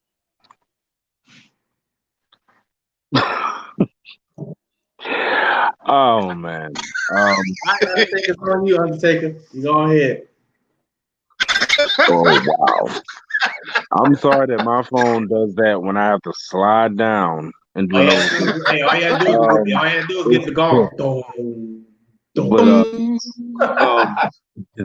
I don't really have a rant. And that's something. Usually I come on here and I rant all the time. I really don't have a rant. I will say that I am thankful.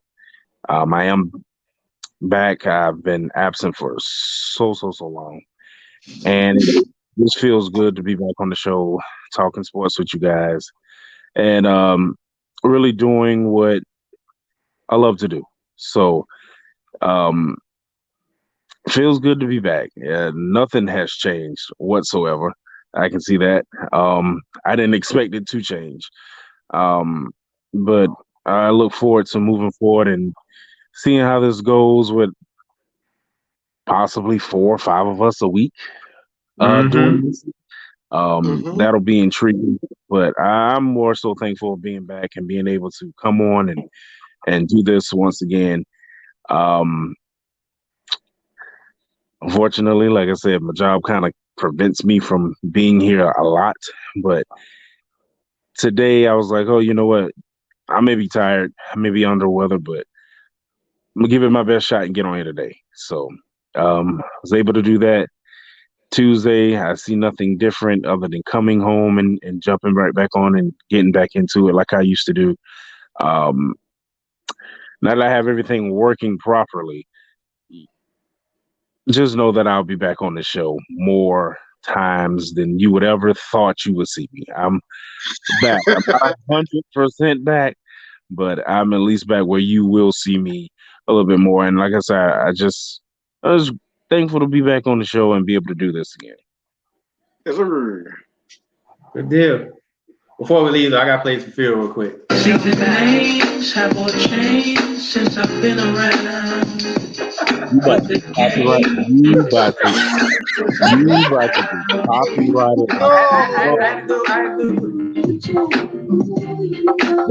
They're gonna keep the hell out of it. Come on, dog. Everybody keep it.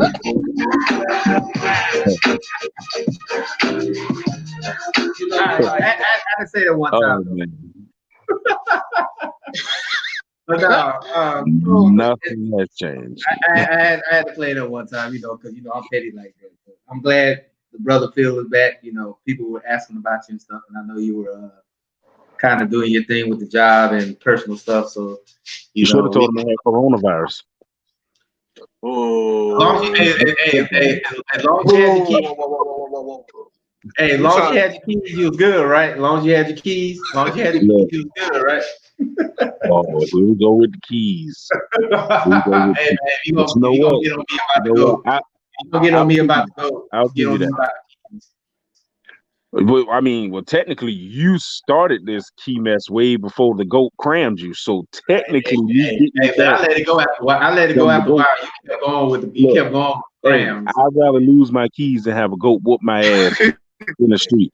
That's what I'd rather lose my keys than get beat up by a damn goat. I can tell you that. Get beat up by a goat. I lost my shoe and I got away, but I lost my shoe. But anyway.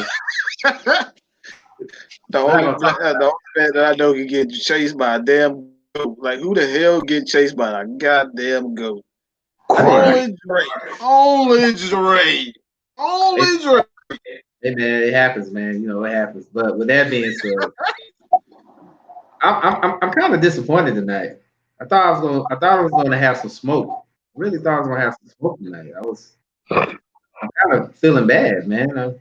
I was prepared and ready. I was loose. I was like Mike Tyson. I was in the corner. I had my cut man and my trainer in there, and I was ready to go. And tell me. You show up. People get tired of writing Like them wolf Deontay tickets Wilder, after you a just while. wasn't ready. Huh? He didn't accept my invite. He didn't hit me back. I gave him the number. I gave him the link to StreamYard. Even if he wanted to come on, show his face and nothing. Which leads me to my rant. If you're gonna talk about something that we're trying to build, all of us trying to build, you say it's sloppy and it's dead and nobody really interacts, then be prepared for the smoke. And you know, I let it go after a while. I let it go. I didn't say anything. But then when you inbox me saying that, you know, you started speaking down and talking about not only my group or my network, you started talking about me personally. That's when I have to take it in. And I gave him the number. I gave him the link to get on. And I told him, I said, I'll be here for 2 hours, so feel free to jump on. I'll give you your platform, but I'm not responsible for what happens after you talk because we are three very opinionated guys.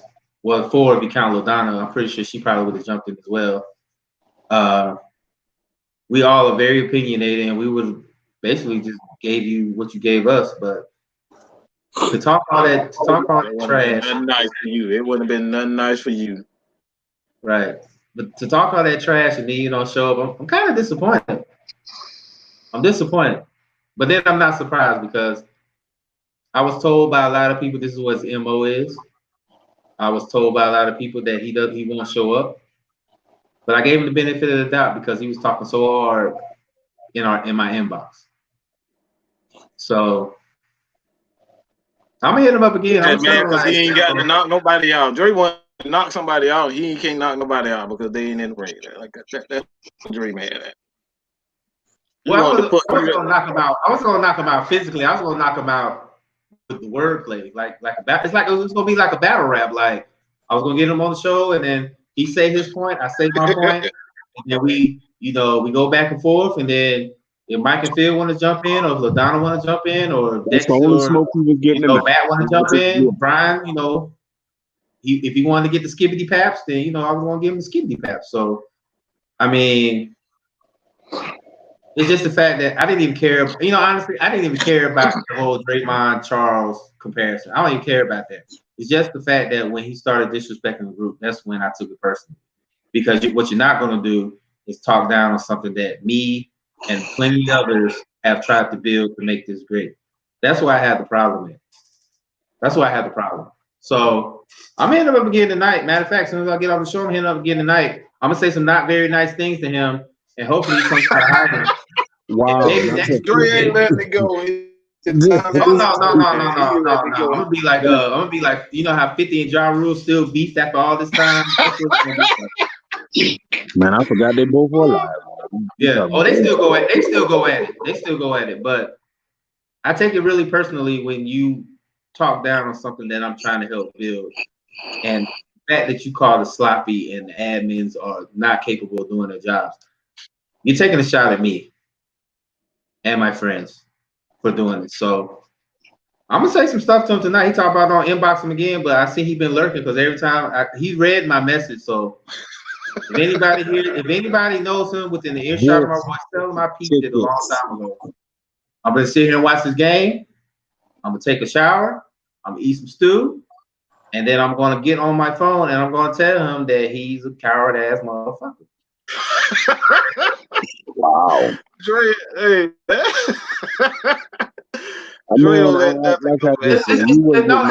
just that when you work so hard to do something that you love, like strictly prohibited network, and you call it sloppy, you're basically insulting everybody that put a work in this. Mike, Phil, Nikki, Kim, Dex, LaDonna, Matt,